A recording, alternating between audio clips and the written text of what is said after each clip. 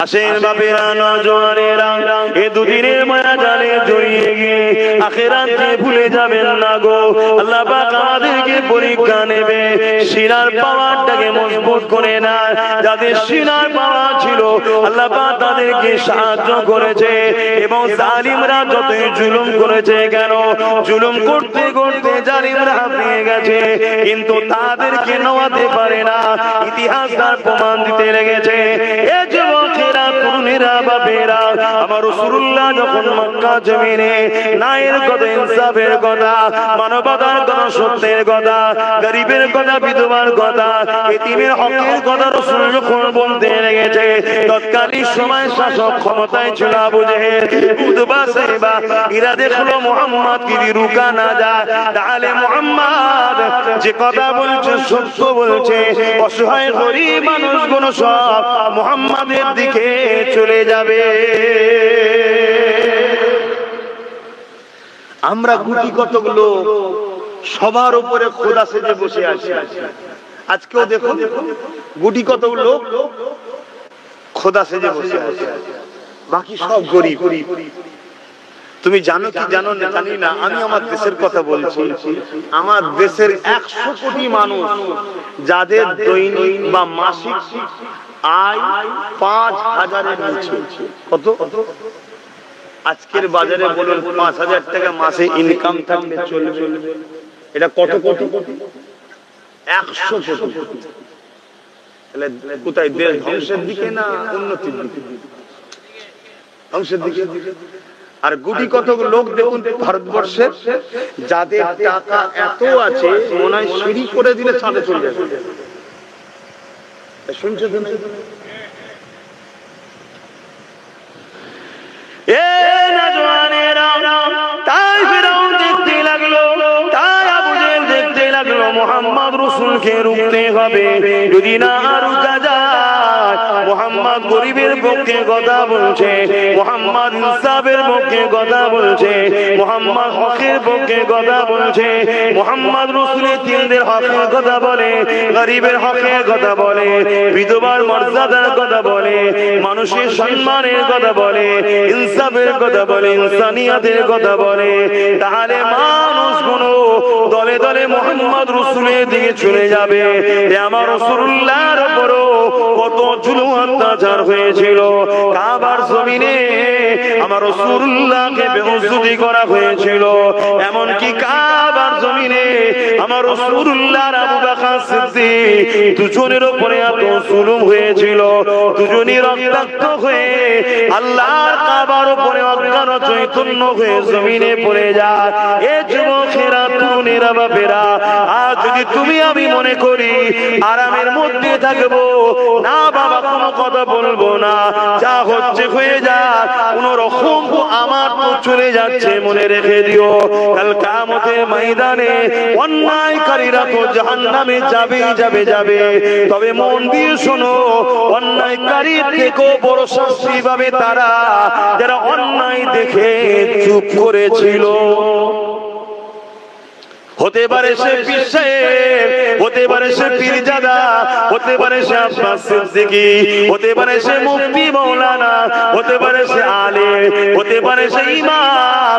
মনে রাখবে যে অন্যায় দেখে চুপ ছিল, অন্যায়কারী থেকেও শাস্তি তাকে বেশি পেতে হবে। আজকে যদি আমরা উলামারা সবাই সংগঠিত হতাম, মজবুত হতাম, তাহলে আমাদের ঘরে যুবক ছেলে কোনো চাপে পড়ে হলো খারাপ থেকে পরিবর্তন হয়ে যেত। আমরাই তো ঢিলে করে দিয়েছি। গ্রামে ফাংশন হয়, গ্রামে নাচ হয়, গ্রামে মেলা হয়, চাঁদ রাত উপলক্ষ করে বা ঈদ উপলক্ষ করে বিভিন্ন রকম নাচ গানের অনুষ্ঠান হতে লেগেছে। এ যুবকেরা, এই বিষয়ে যদি সবাই ঐক্যবদ্ধ হয়ে উলামারা ফতোয়া জারি করে দিত, চাঁদ রাত উপলক্ষ করে ঈদ উপলক্ষ করে যে মুসলমান ঘরের ছেলেরা এই উপকর্ম করবে, এদের জানাজা পর্যন্ত পড়া যাবে না, এদের সঙ্গে কোনো মুসলমান সম্পর্ক রাখতে পারবে না, এদেরকে কোনোভাবে মসজিদে প্রবেশ করতে দেওয়া যাবে না, এদের সঙ্গে সমস্ত দিক দিয়ে সোশ্যাল বয়কট করে দেওয়া হবে। কেননা গুনাহ করলে পাপ হয়, নিজের গুনাহ যদি করো পাপ হবে, মদ খেয়েছো পাপ হবে, সিনেমা দেখেছো পাপ হবে, গান শুনেছো পাপ হবে, আল্লাহর কাছে তওবা করলে ক্ষমা হয়ে যাবে। কিন্তু ধর্মের লেভেল দিয়ে ইসলাম ধর্মের পবিত্র একটা উৎসব হলো ঈদ, ঈদ উপলক্ষ করে ফাংশন, তার মানে ইসলামেই রয়েছে ফাংশন, ইসলামেই রয়েছে গান বাজনা। তুমি ইসলামকে কলঙ্কিত করলে এর জন্য এখানে পাপ হয় না, ওই সমাজ ওই যুবক ছেলেটা সঙ্গে সঙ্গে বেঈমান কাফের হয়ে যায়, কাফেরের জানাজা হয় না, কাফেরের জন্য কবরস্থ করতে লাগে না, কাফের কেনে মসজিদের মধ্যে প্রবেশ করার প্রয়োজন নাই। কিন্তু দুঃখের বিষয় যে সব এলাকায় কোনে কাজ হতে লেগেছে, খেয়াল করে দেখুন ওই সব এলাকায় যারা আলেম ওলামা মুফতি মৌলানা রয়েছে, তাদের দিলে নবীর প্রেম নেই, সাহাবাদের প্রেম নেই, ওলি আউলিয়াদের তারা বিরোধী করে। কেন বিরোধী করে? এরা মূলত হলো ইসলামের দুশমন। আজকের আবু জেহেল উতবা সাইবাদের টাকা দিয়ে মুসলমান সেজে মুসলমানদের ঈমানকে লুটার জন্য চেষ্টা করতেছে। বুঝছেন তো নাকি? কিন্তু এই ওয়াজ করলে ওই সব মুনাফিকগুলো আমার বিরুদ্ধে হবে না, হবে না, হবে না। কারা? যারা গান বাজনায় নাচছে না, আমি তাদেরকে বলছি, তাদেরকে তো বলছি যারা পরিবর্তন হবে ইনশাআল্লাহ, তারা পরিবর্তন হবে। তাদেরকে ওই কাজে যারা উৎসাহিত করছে, যারা মুনাফিক আলেম, মুনাফিক পীর সাহেব, মুনাফিক মুফতি, মুনাফিক মাওলানা, আপনারা অবাক হয়ে যাচ্ছেন না তো যে আলেম আর মুনাফিক, মানে আলেম কখনো মুনাফিক হয় না, মুনাফিক আলেম সেজেছে, মুনাফিক পীর সেজেছে, মুনাফিক বক্তা সেজেছে। যারা এগুলো সব হচ্ছে সেসব এলাকায় খেয়াল করে দেখুন, তারা সমাজের বুকে আমাদের ঈমানটাকে বার করছে। কেন? আমাদের যদি সিনার পাওয়ার থাকে, ওই মুসা নবী একাকী যেমন ফেরাউনের দরবারে হাজির হয়েছিল, আমরা আমার পাড়ার যুব সমাজ ঈমান থাকলেই অন্যায় দেখলেই দাঁড়িয়ে অটোমেটিক চলে যাবে। আর একজন দাঁড়িয়ে গেলেই ওর মোকাবেলায় 100 জন ভয় খায়। তার হাতে কিছু নেই, তার ক্ষমতাও নেই, তারপরও ভয় খায়। এটা সিস্টেম। যেমন কোন দেশে পারমাণবিক শক্তি থাকলে সেই দেশকে সবাই ভয় করে না, করে না? ঠিক তেমনই কার মধ্যে যদি ঈমান থাকে, তাকে দুনিয়ার প্রত্যেকটা জালিম ভয় করে।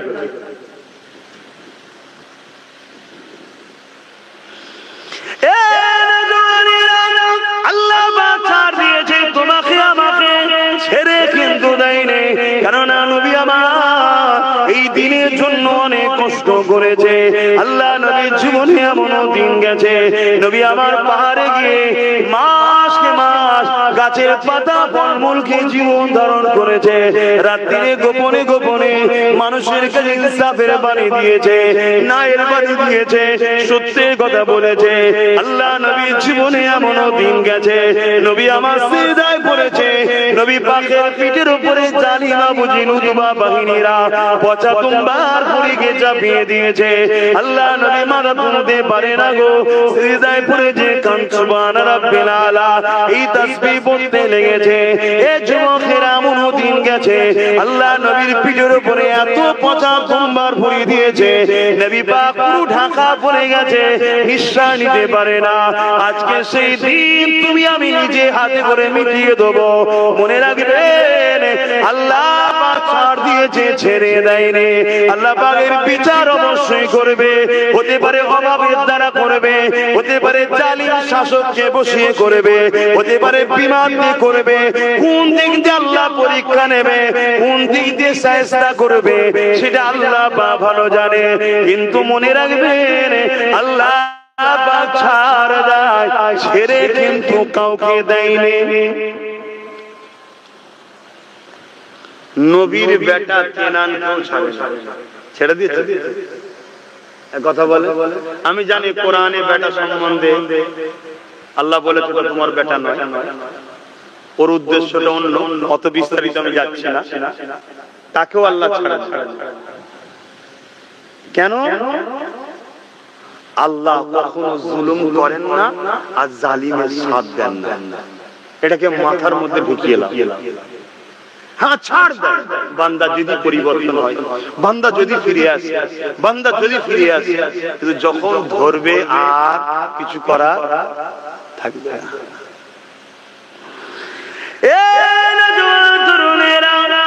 এমনও দিন গেছে আল্লাহ নবী কথা বলার জন্য নবী পাকের উপরে এত জুলুম হয়েছে, আল্লাহ নবীর ঘর মুবারক হুজরাকে ঘিরে নিয়েছে।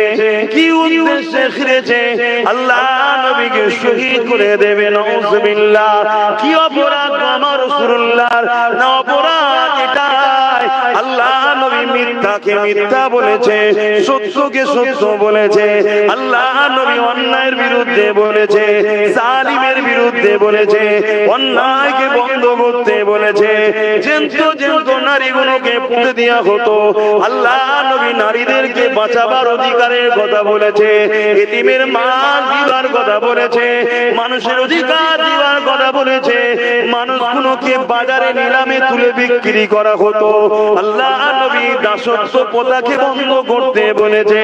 এই জন্যে তৎকালীন সময়ে যারা ক্ষমতাশালী শাসক ছিল, যারা মানুষকে কিনা বেচা করত, তারা নারীদের শোষণ করাকে পছন্দ করত, বা শাসকদের যারা তালুতে থাকতো, শাসকদের যারা চামচা ছিল, তারা যাদের দাদা যাদেরকে রেপ করে জুলুম করত, এদেরকে বাঁচাবার জন্য আমার রাসূলুল্লাহর বিরুদ্ধে তারা লেগেছিল। আজকের দিনেও যদি কেউ শাসক নারীদের উপরে জুলুম করে, মুস্তাফার গোলামদের পরিচয় হলো ওই শাসকের বিরুদ্ধে লড়াই করতে হবে, প্রয়োজন হয় যুদ্ধ পর্যন্ত করতে হবে। পিছিয়ে যাবার নাম ইসলাম নয়, আগিয়ে গিয়ে জালিম শাসকদের হাত থেকে নারীদের অধিকার, গরিবের অধিকার, মানুষের অধিকার, এতিমের অধিকার, জুলুমকে বন্ধ করে নেশামুক্ত সমাজ করে দিবার নামটাই হলো ইসলাম।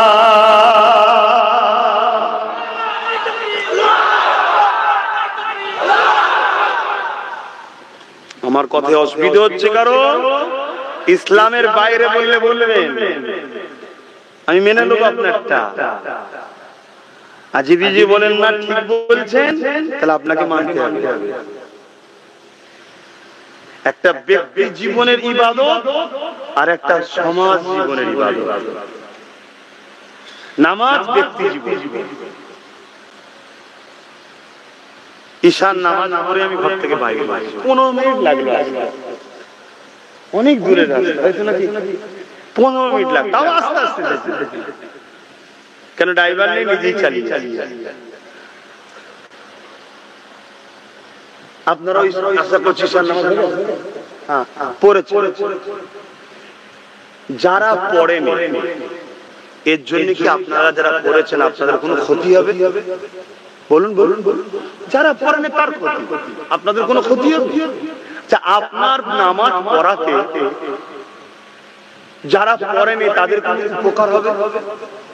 কথা বলে, ওটা সম্পূর্ণ ব্যক্তি জীবন। কিন্তু এই সমাজে যদি চোর, এই সমাজ যদি চোর মুক্ত হয়, বল সবার উপকার হবে না? তাহলে একটা ব্যক্তি জীবনের ইবাদত, ব্যক্তিকে ভালো, নিজের লাইফকে ভালো করা, আর একটা সমাজ পরিবেশ নিয়ে ভালো করা। 24 ঘন্টায় 5 ওয়াক্ত নামাজ আল্লাহর হুকুম, তাই তো নাকি? 5, 10, 50 মিনিট 1 ঘন্টা, তো বাকি 23 ঘন্টা কি জন্য দিতে হবে? এমনি এগুলো বুঝতে হবে। বড় দুঃখ, আমাদেরকে বড় প্ল্যান করে খারাপ করা হয়েছে, আর আমাদেরকে খারাপ করছে তারা যারা আমাদের মাথায় মোল্লা মলি সাহেব সেজে বসে আছে। তারা সব বড় বড় টাকার লেনদেন হয়ে গাদ্দার সব বসে আছে। কথা শুনছেন না শুনেন? হ্যাঁ, ভালো নেই বলবো না, ভালো আছে আলহামদুলিল্লাহ। তারা এইভাবে বুঝায় আপনাদের আছে, ভালো না থাকলে দুনিয়া থাকবে কি করে? তারা আপনারা করে নামাজের কথাও যেমন বলে, সব বিষয়টাও বলে। আচ্ছা, এই সমাজে যদি মদ না থাকতো, এই সমাজের হাজারো নারী সংসার বাঁচত না? এই সমাজে যদি মদ না থাকতো, ক্রাইম খুন কমতো না? এই সমাজে যদি মদ না থাকতো, তাহলে ওই যে সেই যে ডাক্তার বোনটা, কি নাম যেন, তিলোত্তমা, আজকে বেঁচে থাকতো ওসিলা। এই সমাজে যদি মদ না থাকতো, অ্যাক্সিডেন্ট কমতো। এই সমাজে যদি মদ না থাকতো, কিডনি লিভার ফেল কমতো। এইটাকে বন্ধ করার নাম হলো ইসলাম। জোরে বলুন সুবহানাল্লাহ।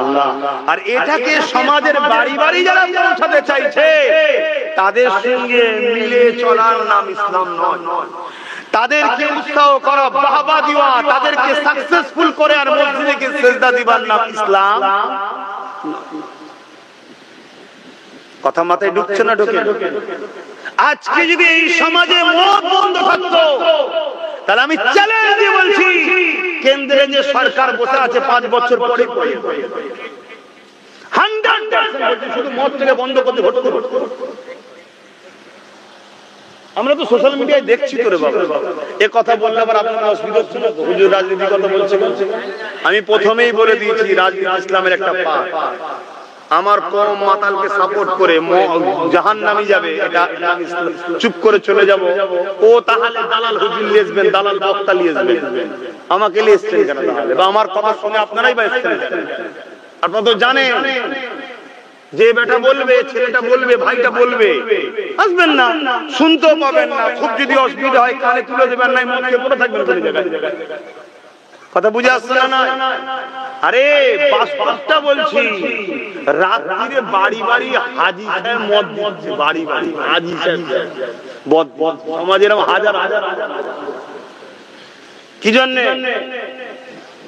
মদটা খেয়ে এলে বাবা যা খুশি কেন, সুস্থ শরীরে হুঁশ থাকবে, খেয়ে ঘরে চলে আয়, যা বলবো তাই কাজ করে দিবে। তাহলে বলো, এ সমাজে যদি এত নিচুই নেমে যায় মুসলমান, এ মুসলমানকে মারার জন্য আল্লাহ ফেরাউন বসাবে না? তাহলে আমাদেরকে চেঞ্জ হওয়ার দরকার আছে না? নাই, চেঞ্জ হও। জীবনের প্রতিটা মুহূর্ত আল্লাহ রাসূলের সমর্পণে চলো, কেননা নবী আমাদের জন্য মরেন। লাকাদ কানা লাকুম ফি রাসূলিল্লাহি উসওয়াতুন হাসানা।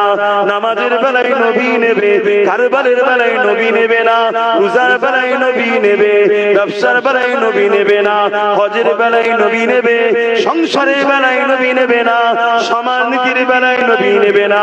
এটা হতে পারে না। তুমি যদি মুসলমান দাবি করো, তোমার নিঃশ্বাস টানার সময় তো নবী থাকবে, খেলার সময় তো নবী থাকবে, প্রতিটা কদমে কদমে নবী থাকবে। খাবে যখন তখন রাসূলের সুন্নাত অনুযায়ী, ঘুমাবে যখন তখন রাসূলের সুন্নাত অনুযায়ী, বাইতুল খোলাতের মতো কাজে যখন ঢুকবে ওখানেও রাসূলের সুন্নাত অনুযায়ী যেতে হবে। জীবনের ক্ষুদ্র ক্ষুদ্র পাটে যদি নবী ছাড়া চললে আল্লাহ নারাজ হয়, তোমার জন্য কল্যাণ আসে, কল্যাণ কখনো হতে পারে না। তাহলে জীবনের একটা বড় পাঠ, ধর্মনীতি, সমাজনীতি, রাজনীতি, পরিবার নীতি, এই জায়গায় তুমি নবীকে কেন বাদ দিয়ে দিলে? কে কাকে নেবে দেখার দরকার না। তুমি আমি মুসলমান, হতে পারি 10 জন, হতে পারি 20 জন, হতে পারি 100 জন, হতে পারি 50 জন, যা হয় আলহামদুলিল্লাহ। কিন্তু আমার জীবনের প্রতিটা মুহূর্তে একটাই রাস্তা থাকবে, আমার মুহাম্মদ রাসূলকে আমি ফলো করে চলবো। আমার নবী যেভাবে ইবাদত করতে বলেছে আমি ওইভাবে ইবাদত করব। আমার নবী যেভাবে সংসার করতে বলেছে আমি ওইভাবে করব। আমার নবী যেভাবে কারবার করতে বলেছে আমি ওইভাবে করব। আমার নবী যেভাবে অর্থনীতির কথা বলেছে আমি ওইভাবে চলবো। আমার রাজনীতি করার শখ গেছে, আমার মুহাম্মদ রাসূল যেভাবে রাজনীতি করতে বলেছে আমি ওইভাবে করব। হ্যাঁ, ইসলামিক কান্ট্রিতে খিলাফত চলে, কিন্তু গণতান্ত্রিক দেশে কি চলবে ওটাও রাসূলুল্লাহ শিখিয়ে দিয়েছে। কিন্তু দুঃখের বিষয়, আজ মুনাফিক উলামারা বলে বেড়ায় ইসলাম তো খিলাফতের কথা বলে, অতএব খিলাফত তো ভারতে চলবে না। আরে মূর্খ জাহেল, সমাজকে আর কত গুমরাহি করে দালালি করে টাকা লুটে নিবি। ইসলাম আমাকে শিক্ষা দিয়েছে ইসলামিক মূল বলে কিভাবে থাকতে হবে। ধর্ম নিরপেক্ষ সর্বধর্মের মানুষ যেখানে বসবাস করে ওই জায়গায় কিভাবে বসবাস করতে হবে, সব সমস্যা সমাধান আল্লাহর কোরআন ও রাসূলুল্লাহ দিয়ে গেছে। আরো জোরে বলুন সুবহান। অতএব আরবে কি থাকবেন ও সিস্টেমও যেমন নবী শিখিয়েছে, হিন্দুস্তানের মুসলমান কি করে বাঁচবে এই রাস্তাটাও রাসূল শিখিয়েছে। কথা বাতাই ঢুকছে? কিন্তু কোনভাবে রাসূল এটা বলেন যে তোমার গলার উপরে যদি ছুরি রেখে দেয় তুমি ইসলামকে অস্বীকার করে নাও, ইসলামকে ভুল বলে দাও, এটা বলেছে নাকি? তোমাকে যদি প্রেসার দেওয়া হয় তুমি দুভোগ মদ খেয়ে নাও, এটা বলেছে? তোমার উপরে যদি খুব চাপ আসে, চোদ্দ কি হয়েছে একটু তাকে সাপোর্ট করে দাও, এটা বলেছে নাকি? কিন্তু আজকে তো মুসলমান ওটাই করছে। আর এর জন্য আবার বলছি সাধারণ মুসলমানকে আমি দোষারোপ করছি না, কেন সাধারণ মুসলমান তো আমাদেরকে ফলো করে চলে, ইমাম, মুফতি সাহেব, পীর সাহেব, মুফতি সাহেব। কিন্তু আপনাদের একটা দোষ, সেই দোষটা কি? আপনার বাচ্চা, আপনার কন্যা সন্তানগুলো আগামী দিন যখন বিপদে পড়বে ওটা আপনাকে দেখতে হবে না? হবে না? অতএব ডাক্তার দেখাচ্ছেন, ট্রিটমেন্ট করছেন, ঠিক আছে, কিন্তু নিজেরও যে একটু কমন সেন্স বুদ্ধি থাকা দরকার, একটু তো বুদ্ধি খেটিয়ে চলা দরকার যে ঠিক ওয়েতে নিয়ে যাচ্ছে না ভুল রাস্তায় নিয়ে যাচ্ছে, এটুকু তো বুদ্ধি রাখা দরকার। কেন আজকে কি হচ্ছে সমাজে এগুলো দেখে শিখছেন না? হ্যাঁ, ইসলাম নারীদের উপরে জুলুম বন্ধ করা শিখিয়েছে। আর আজকে যারা নারীদের উপরে জুলুম করছে তাদেরকে আমরা মুসলমান যদি সাপোর্ট করি, কিসের মুসলমান বলে? আজকে পেপার খুললে, মিডিয়া দেখলে উত্তর প্রদেশ থেকে শুরু করে পুরো ভারতবর্ষ জুড়ে কোন একটা রাজ্য আছে যেখানে রেপ হয়? বলুন, তাহলে নারীদের উপর জুলুম হচ্ছে না? শুধু মুসলমান বেটিদের উপরে হচ্ছে না? প্রত্যেকটা ধর্মের বেটি, কিন্তু আমি ধর্ম দেখবো না, মায়ের জাত নারী জুলুম হচ্ছে না? হয়। তো এইটাকে মিটাবার নাম তো ইসলাম। এটা মিটাতে গেলে ফুদিলে হবে যাবে, এক কথা বলছেন না? এটাকে মিটাতে গেলে মসজিদে বসে সুবহানাল্লাহ সুবহানাল্লাহ সুবহানাল্লাহ সুবহানাল্লাহ তাসবিহ করলে মিটে যাবে? এটাকে মিটাতে গেলে যে কুরসিতে বসতে হয় ওই কুরসিতে আমি বসিনি, কিন্তু এইটা বসাতে হবে, ওকে বসাতে হবে, আমার ছাত্র। কথা বুঝে আসছে না? তবে তো বসে মিটাবে না, সেখানে বসাচ্ছ কাকে? সেই চরিত্র বারবার নিজে বসাচ্ছ কেন? তুমি দেখেছো চরিত্রহীনের সঙ্গে তো হুজুর বসে আছে, চরিত্রহীনের সঙ্গে মাওলানা বসে আছে, মুফতি, আরে সব তাহলে যায়। এই তো হচ্ছে সমাজ। কথা কিছু খারাপ লাগছে? আপনাদের ঘরেও বেটি আছে না? হ্যাঁ বলুন, আছে না? চরিত্রহীনরা কোনো কালার বোঝে না, ধর্ম বোঝে না, শয়তানের খসলত একটাই হয়। তাহলে একটু ভাববেন না, আপনাদের ছোট ছোট ফুলের মতো মেয়েগুলো বড় হচ্ছে, আগামী দিনের উপর কি জুলুম আসছে? হ্যাঁ, একটু ভাববেন না? একটু বুঝবেন না? ইসলাম নামাজ দিয়েছে, নামাজের জন্য মসজিদটাকে হেফাজত করতে গেলে পাওয়ারফুল দরওয়ান দরকার, ওটা ভাববেন না? কই আপনার দরওয়ান? কই আপনার দরওয়ান? কই যাকে আপন মনে করে সাপোর্ট করছেন সে দরওয়ানরা মসজিদকে যখন লুটা হয় তাদেরকে পাওয়া যায়? কথা বল। এই তো আপনার জেলাতে, আপনার বাংলাতে বারাইপুরে মসজিদের মধ্যে ঢুকে ইস্তেঞ্জা করলো, ইমামের বাড়ি পুরাতে পুড়িয়ে দিল, কিছু বিচার হয়েছে? এই কোন শাস্তি হয়েছে? কেন? এর জন্য দোষী কারা? আমরা। কেন? আমরা উপযুক্ত দরওয়ান দিতে পারি? উপযুক্ত পাওয়ারফুল দরওয়ান যদি আমাদের থাকতো, দরওয়ান বোঝেন তো নাকি? হ্যাঁ, আমাদেরও যদি ক্ষমতা থাকতো তাহলে শায়েস্তা করা যেত না? যেত না? এই তো আপনার বাংলায় হজ হাউসের মধ্যে মদের বোতল পাওয়া যাচ্ছে না? যায় না? এক কথা বলে, হজের মধ্যে পবিত্র জায়গায় যেখান থেকে মানুষ ইহরাম করে যায় সেখানে মদের বোতল, এই কোনো বিচার হবে? কোনো শাস্তি হবে? কথা বলছেন না? আপনাদের কি গায়ে লাগছে নাকি? কথা বলছেন না কেন? কোনো বিচার হবে? কেন হচ্ছে না? কেন আমাদের হাতে পাওয়া উপযুক্ত দরওয়ান আমরা রাখতে পারি না। আহা বাপেরা, নওজোয়ান তরুণেরা, আল্লাহ নবীর উপরে অনেক জুলুম অত্যাচার হয়েছে। নবী রাতে অন্ধকারে মানুষের কাছে ইমানের বাণী পৌঁছেছে, ইনসাফের কথা পৌঁছেছে, মানবতার কথা পৌঁছেছে। আমার নবী পাকের হাতে হাতে ইমানের কালেমা পড়ে সাহাবা হুজুররা দলে দলে আগাতে লেগেছে। একটা দুটো তিনটে করে সাহাবা হুজুররা আসতে লেগেছে। যারা ইমানের কালেমা পড়েছে তাদের উপরে তৎকালীন শাসক আবু জেহেল উতবা সাইবারা অত্যাচার জুলুম করেছে। কেন অত্যাচার করেছে?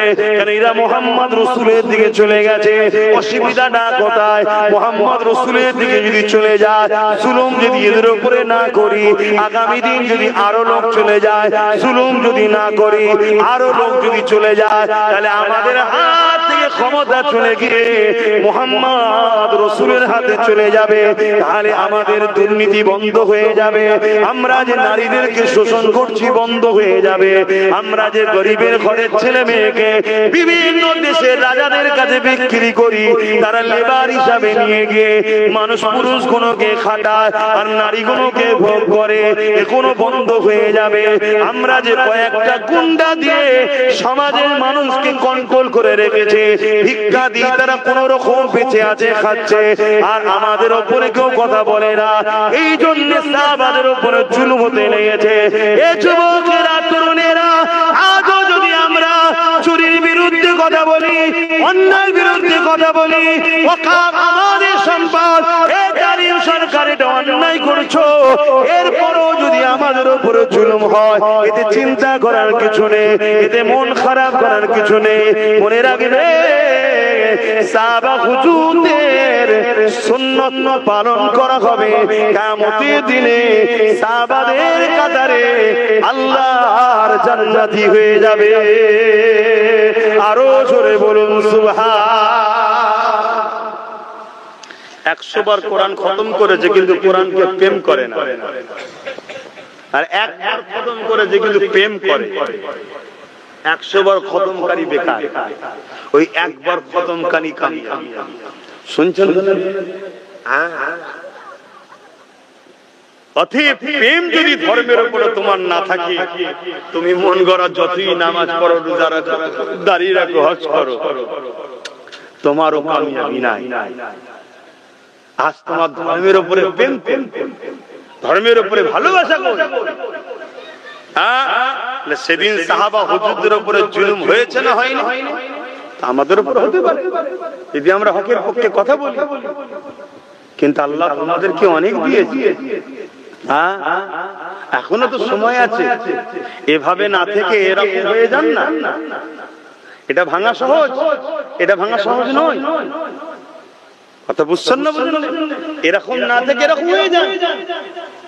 কালকে এরকম হতে চাইবেন, দেখবেন তিনটে নেই, দুটো আছে, কি করবেন এবারে?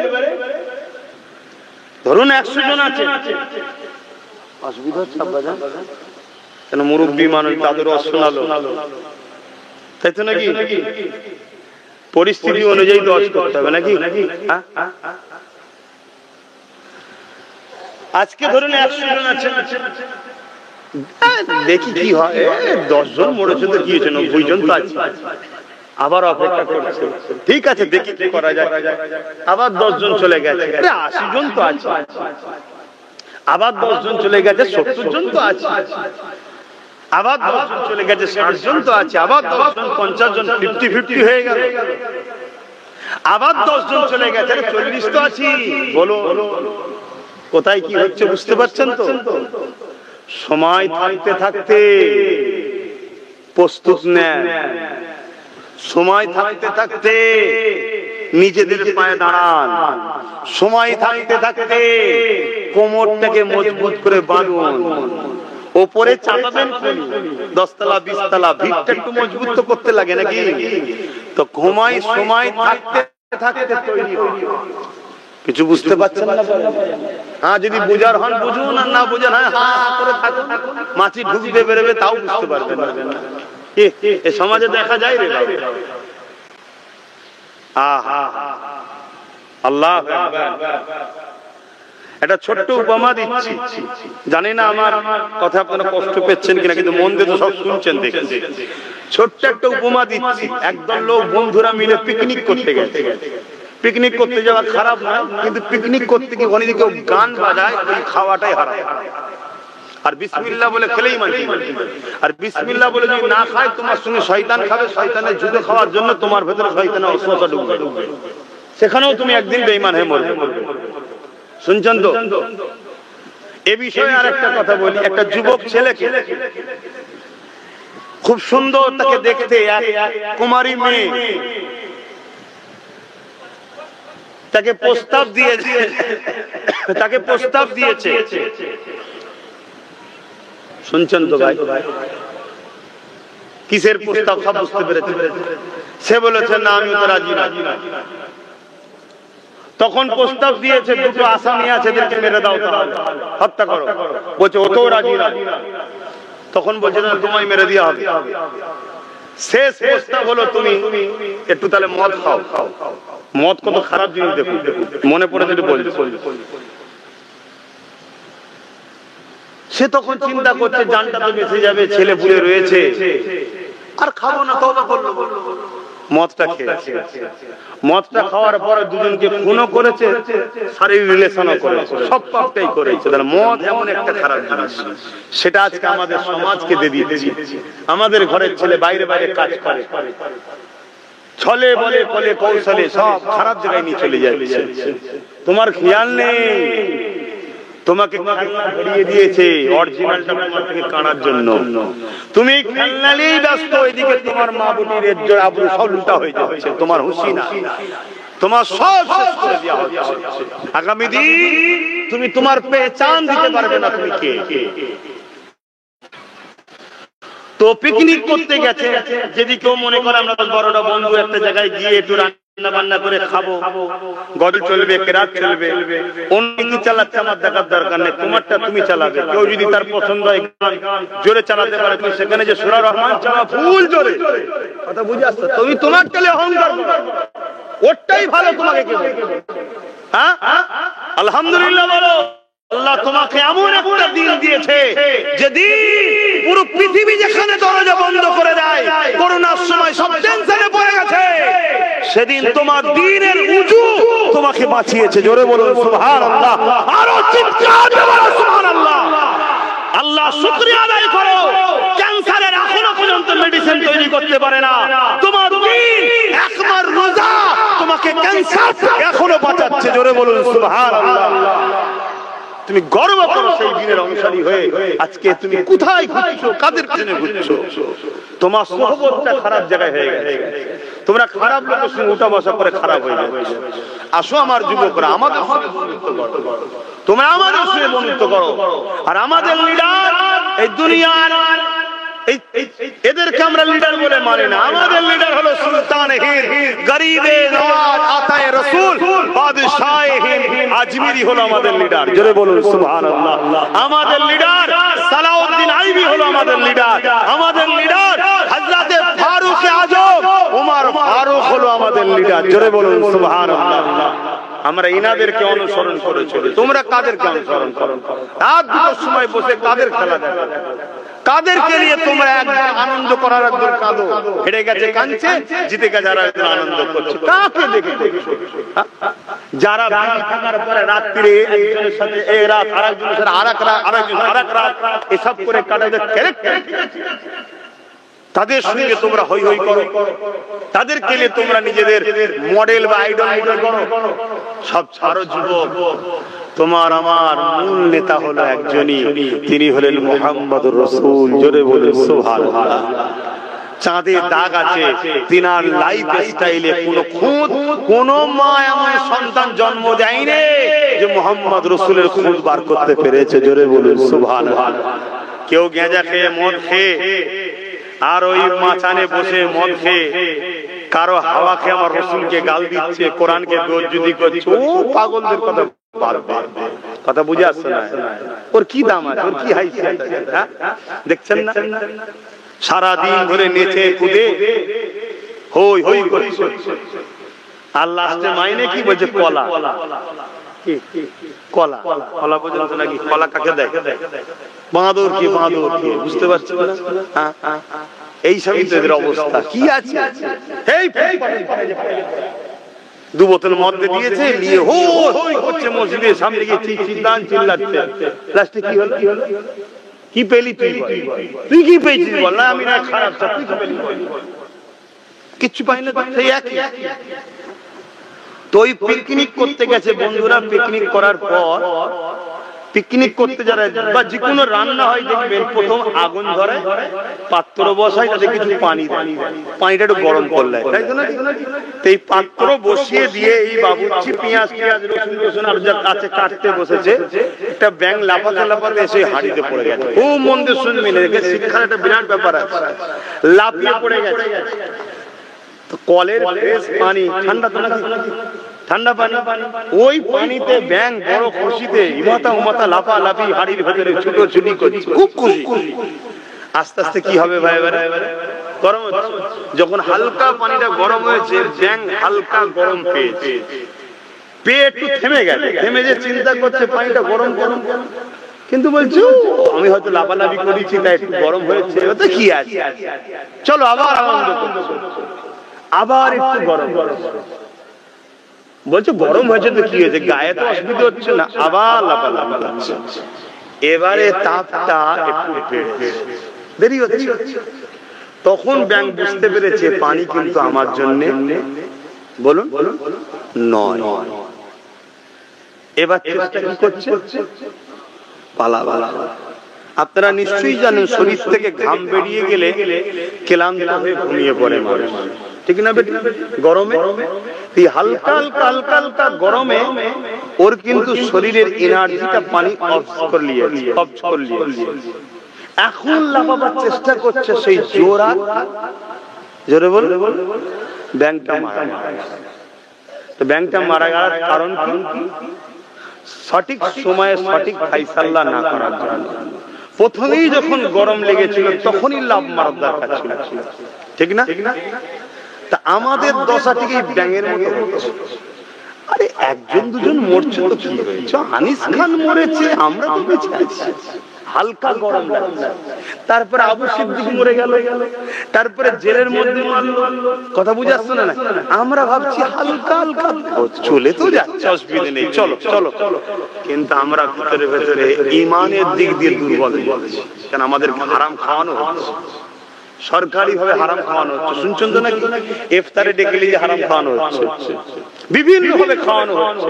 শুনছেন তো? কথা খারাপ লাগছে? আল্লাহ নবী বলেছে মসজিদ ভর্তি লোক থাকবে, একটা ইমানদার থাকবে না। তাহলে ইমামটা,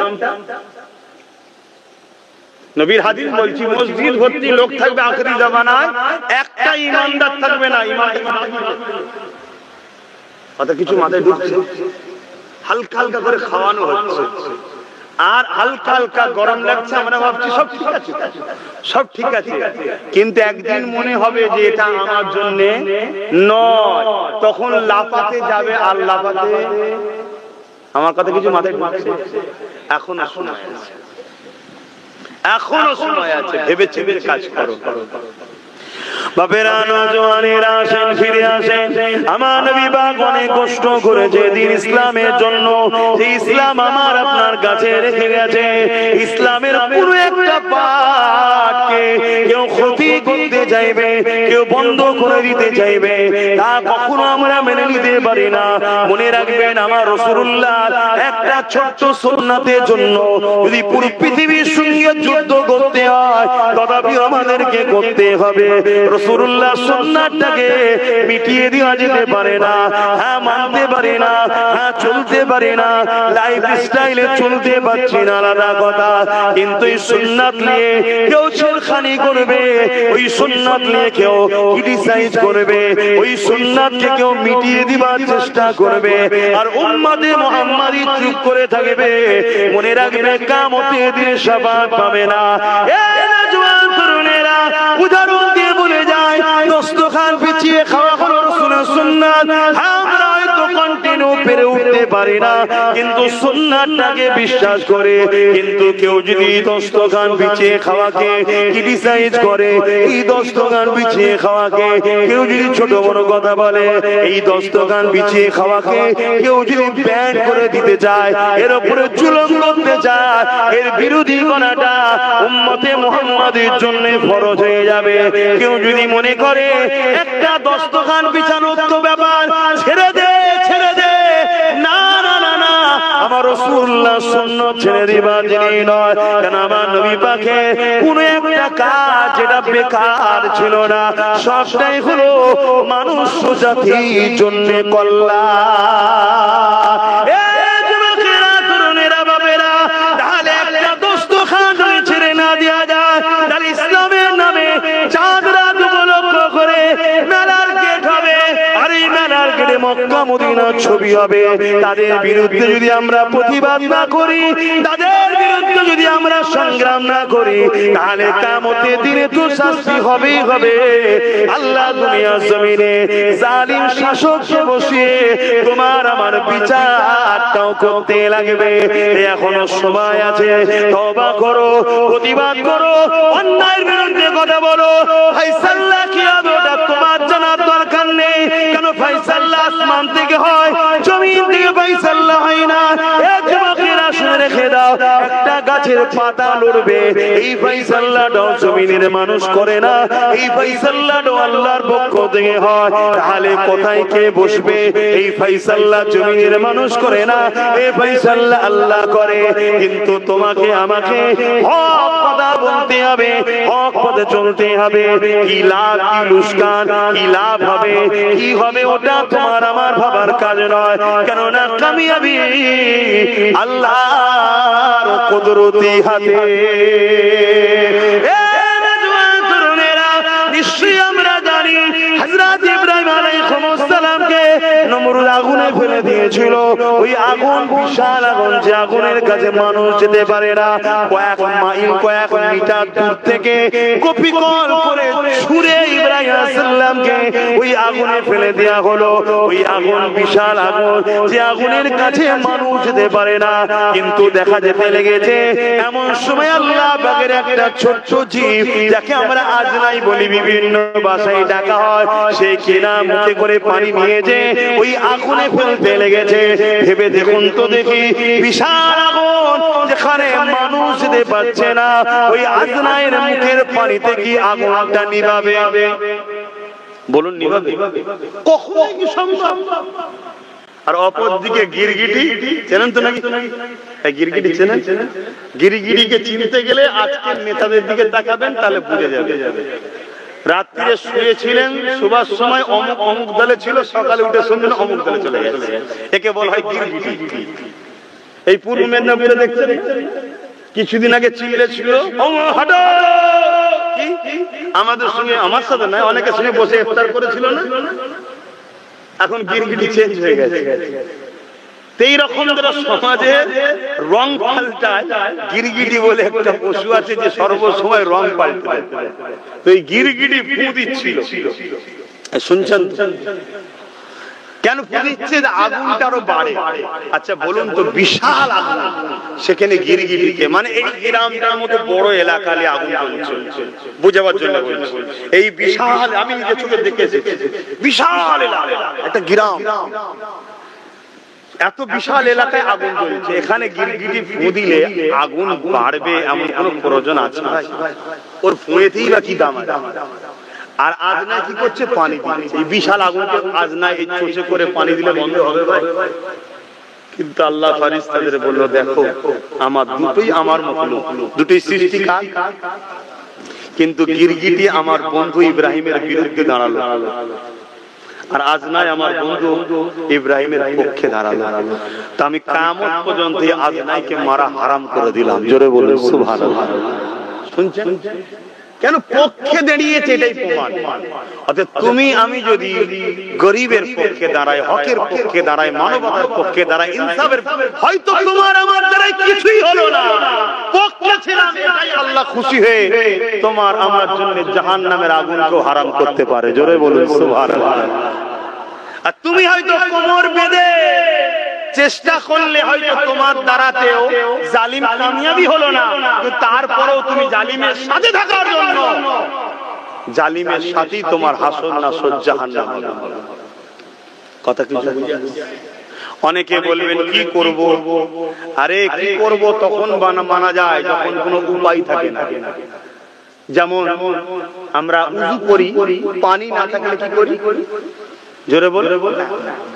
পানি যদি এসে যায় আর তায়াম্মুম করা যায়, কথা বলে। অতএব যখন পানি থাকে না তখন তায়াম্মুম আলাদা কথা, পানি থাকতে তায়াম্মুম করা যায়। যেদিন ছিল না ভালো লোক আলাদা বিষয়, আজ আল্লাহ কারে ভালো লোক তো ভালো লোক, নবী বংশের ছেলেরা তোমাদেরকে আহ্বান করছে, আসো আমরা গরিবের চোখের পানি মুছবো, এতিমের চোখের পানি মুছবো, ইসলামের উপরে কোনো প্রতিবাদ এলে ঢাল হয়ে রুখবো, ইনসাফ করবো, ইনসানিয়াত করবো। এখন তুমি যদি বলো তায়াম্মুম করবো, তোমার চলবে? আর কিভাবে বুঝাবো তোমার? এরপরও যদি তুমি 500 টাকার নোট দেখে ভুলে যাও, তাহলে 1000 টাকার তো ওষুধ বেরোবেই মাসে মাসে। বেরোচ্ছে না? বেরোয়নি? হাত তুলে বলুন কার বাড়ি ওষুধ নেই?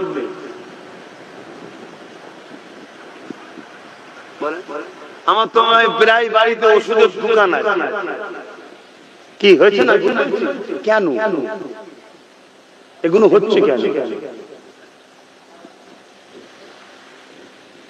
এগুলো বুঝতে হবে। বা হারাম জিনিসটা এমন না, এই দেখবেন সমাজে একদল পায়রা আছে, কি পায়রা বেশ বলে, ও পায়রার কাজ হলো সব পায়রাকে নিয়ে আসা মনিবের বাড়ি। শুনছেন তো নাকি?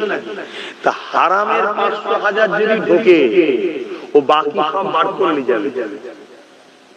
সবাই বলছে এখন ব্যবসা বাণিজ্য খারাপ। কেন রে?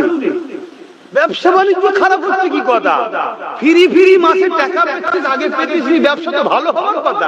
বলছেন না ব্যবসা বাণিজ্য খুব খারাপ। ও খোদার মান হয়েছে।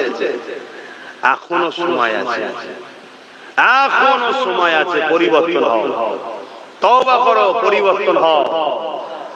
খেয়াল করো আমার খোদার ঘর, মসজিদের দিকে, মাদ্রাসার দিকে, তুমি ওগুলোকে বাঁচাবার চেষ্টা করো। আল্লাহ তোমার সংসারকে বাঁচাবে, তোমার ঘরকে আল্লাহ বাঁচাবার দায়িত্ব নেবে। জোরে বলুন সুবহানাল্লাহ। সিস্টেমটা তো ঠিক এরকমই, তোরা আমার হয়ে কাজ কর, আমি তোদের দায়িত্ব নিচ্ছি। কিন্তু করছেন? আমার দায়িত্ব রয়েছে বাবা, তাই বলে দিয়ে গেলাম। কেন আমার নবী পাক ইসলামের জন্য উহুদের ময়দানে মার খেয়েছে, ইসলামের জন্য তাইফের জমিনে মার খেয়েছে। এ যুবকেরা, তরুণীরা, বাপেরা, এমন দিন গেছে আল্লাহ নবীর ঘরকে ঘিরে ফেলেছে। এমন কোন 40 জন জালিম অত্যাচারী সন্ত্রাস আমার নবী পাককে শহীদ করে দেবে। আমার নবী পাক বেরিয়ে পড়লে এক মুঠো মাটি নিলেন। ইজা রমাইতা মা রমাইতা ওয়ালাকিন্নাল্লাহ রমা, এই আয়াত কোরআনে তেলাওয়াত করে নিয়ে এই বালিখানা যখন নিক্ষেপ করলে তাদের চোখে পড়ে গেল, তারা রওনা হয়ে গেল। আমার রাসূলুল্লাহ রওনা দিয়ে দিলে। এ যুবকেরা, তরুণেরা, আমি যেটা বোঝাতে চাইছি, ইনসাফের জন্য, ইনসানিয়তের জন্য, আল্লাহর সৃষ্টিকে বাঁচাবার জন্য, একত্ববাদের প্রচারের জন্য, মানবতার জন্য, গরিবের হকের জন্য, নারীদের অধিকার ফিরিয়ে দিবার জন্য, এতিমের মুখে হাসি ফোটাবার জন্য, সমাজকে নেশা মুক্ত করার জন্য, দুর্নীতি মুক্ত, জুলুম মুক্ত করার জন্য আল্লাহ নবী যদি নিজের ঘর ছেড়ে দিয়ে হিজরত করিয়াছি মদিনার জমিনে যেতে পারে, তাহলে তুমি আমি কে? নিজের ঘরের ময়ায় পড়ে গিয়ে আল্লাহ দিন মিটে যাচ্ছে, যা আমি ঘর ছেড়ে যেতে পারবো না। মনে রাখবেন, আগামী দিন বিশাল বিশাল লড়াই হবে, বিশাল বিশাল জনসভা হবে। ওই সময় আপনাকে ওই ডাকে সাড়া দিতে লাগবে, ওই জায়গায় আপনাকে উপস্থিত হতে হবে। কারণ আপনার উপস্থিতিতে কি ফায়দা আপনার জানার দরকার নাই। আপনার উদ্দেশ্য থাকবে একটা, আল্লাহর ঘরের জন্য আমি এসেছি, গরিবের জন্য এসেছি, ইনসাফের জন্য এসেছি।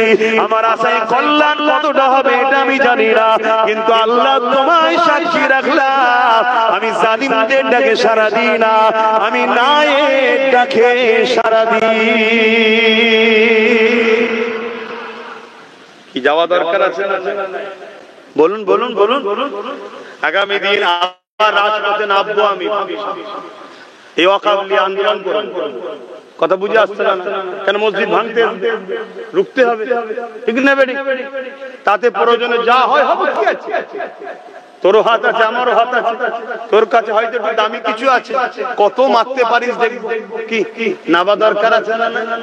তখন তুমি বলছো আমার কারবার দেখতে হবে, আমার সংসার দেখতে হবে, আমার এখন ঘুম পেয়েছে।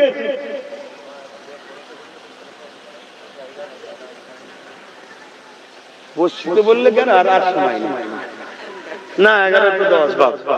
হে নবী সালাম,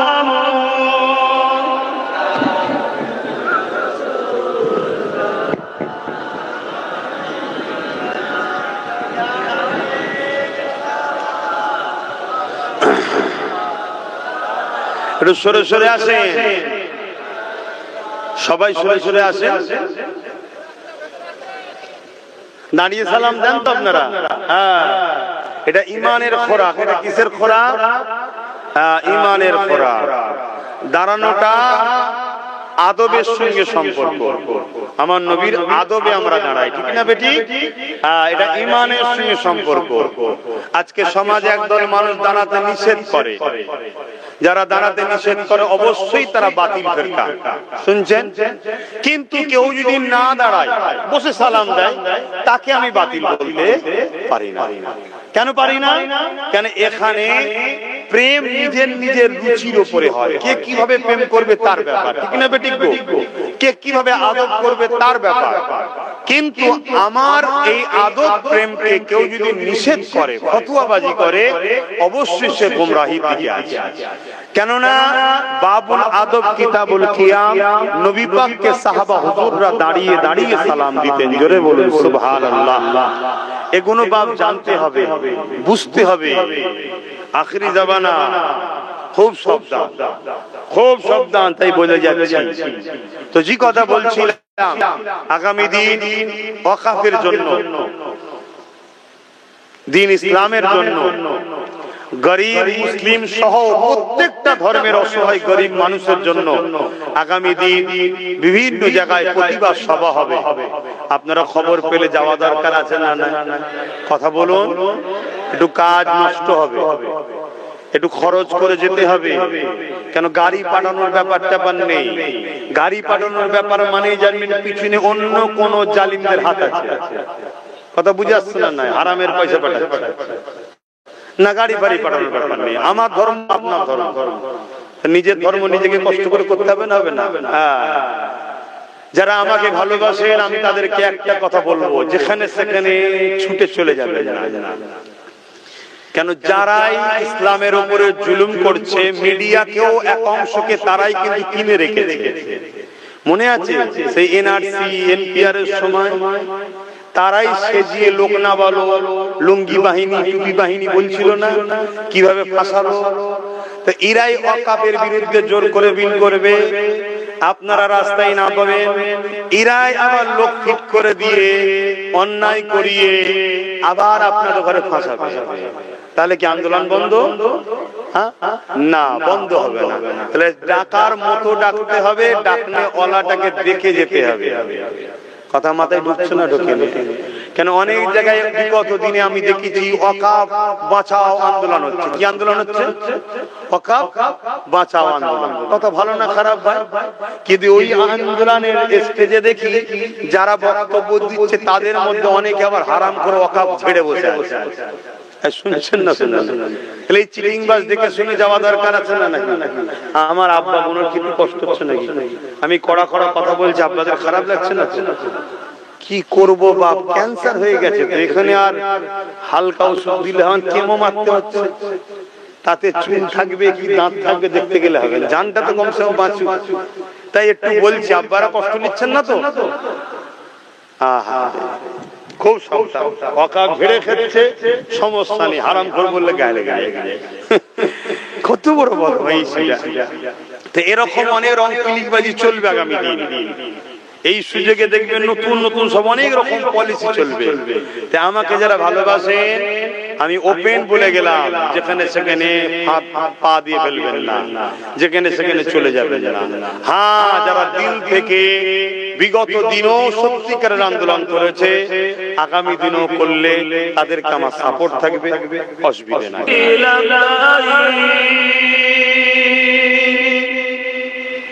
जहां ने पुकारा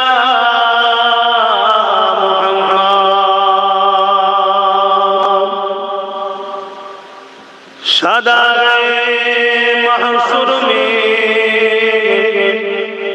लब्बई लब्बई जहां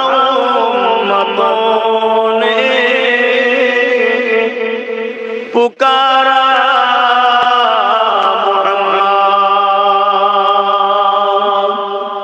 हमें जान दिल से प्यारा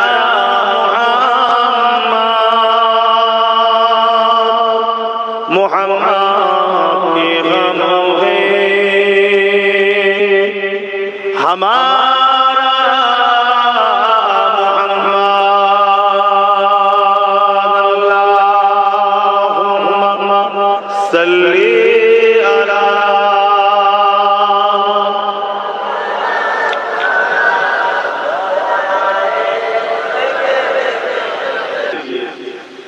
অবিকল গলা গলা করেছে। এর জন্য একটা প্রুফ আমায় রাখতে হবে, তার জন্য আমার লোক আছে এর আগে। কেন কাল যদি কখনো এই সব অ্যাপসের দ্বারা আমার কেউ যদি ক্ষতি করার পরিকল্পনা করে, তাহলে তখন এটা আমার আপনাদের প্রয়োজন নেই। আপনারা ডাইরেক্ট এসেছেন, সামনে রয়েছে, শুনছেন, যারা নতুন করে আসছে একে অপরকে দেখলে বারণ করবেন না, আমাকে বারণ করতে হবে। জলসার বীজখানে বারবার কথা বললে আপনাদেরও যেমন অসুবিধা হবে, আমারও অজের তাসির কমে যাবে। আল্লাহুম্মা সাল্লি আলা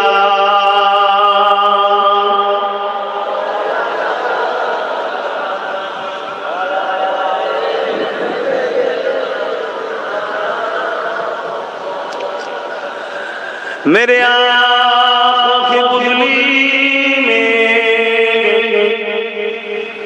जलवा मोहम्मद का, मेरे दिल के आईने में नक्शा मोहम्मद का। कोई जन्नत में जाएगा, कोई दोज़ख में पहुंचे, मने की तरफ दौड़े दीवाना मोहम्मद का। अल्लाहुम्मा सल्ली अला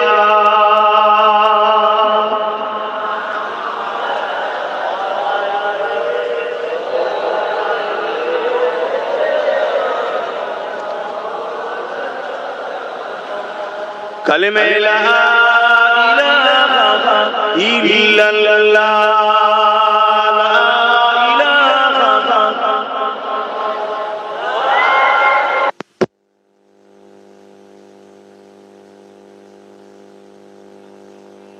रब्बी जल्लल्लाह मा फी क़ल्बी ग़ैरुल्लाह नूर मुहम्मद सल्लल्लाह हक़ ला इलाहा इल्लल्लाह ला इलाहा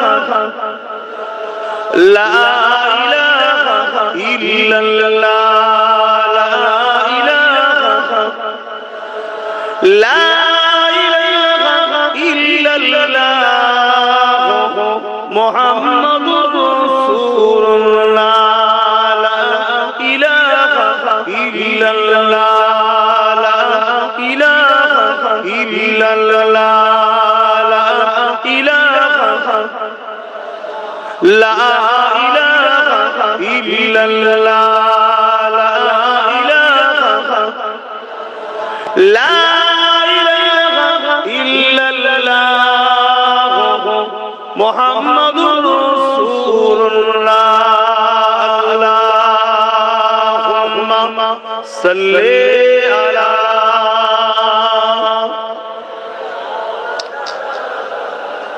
ওয়ালা আলি সাইয়্যিদিনা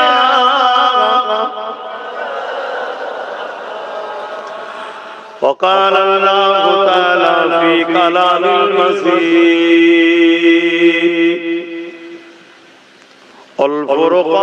الفرقان الحميد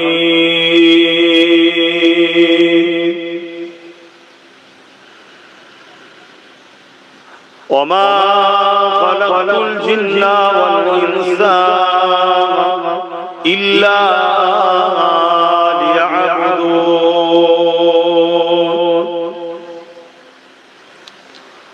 وقال الله تعالى في كلام المسيح والفرقان الحميد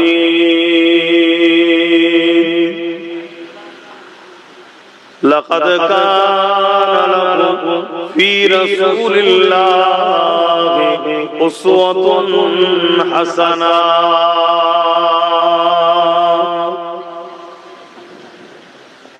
উপস্থিত আমার আব্বাজানেরা, আমার নওজোয়ান তরুণেরা, যুবকেরা, ছোট ছোট বাচ্চারা, দূর দূরান্তে অবস্থিত আমাদের সকলের মা ও বোনেরা, বিশেষ করে সম্মানীয় উলামা হযরত, ইমাম সাহেব বোনেরা, আল্লাহ পাকের দরবারে শুকরিয়া। আল্লাহ আমাদেরকে ইসলাম ধর্মের অনুসারী করেছে, মুসলমান বানিয়েছে, বলুন আলহামদুলিল্লাহ।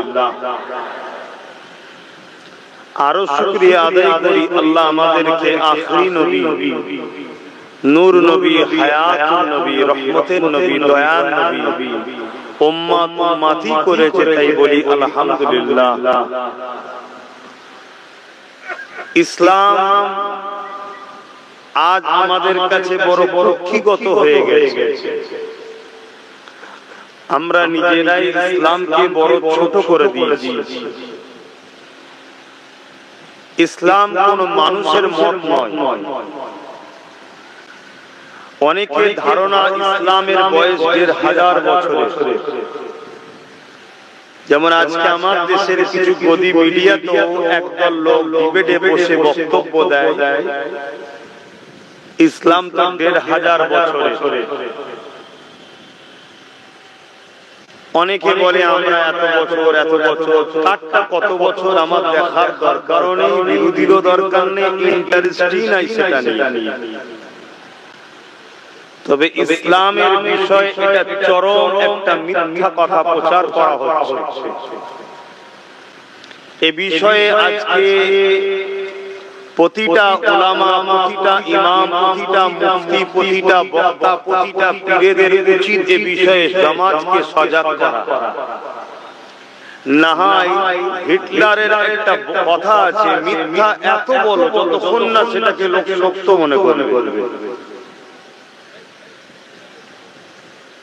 আজকে যেভাবে কন্টিনিউ সমাজের মধ্যে প্রচার করা হচ্ছে ইসলাম ১,৫০০ বছরের, পয়গম্বর হযরত প্রফেট মুহাম্মদ সাল্লাল্লাহু আলাইহি সাল্লাম থেকে ইসলাম শুরু। এই মেসেজ আমাদেরকে সমাজকে খাওয়ানো হচ্ছে। এটা একটা চরম অসত্য মিথ্যা কথা। ইসলাম সালাম থেকে এসেছে, যার বাংলা মানে হলো শান্তি।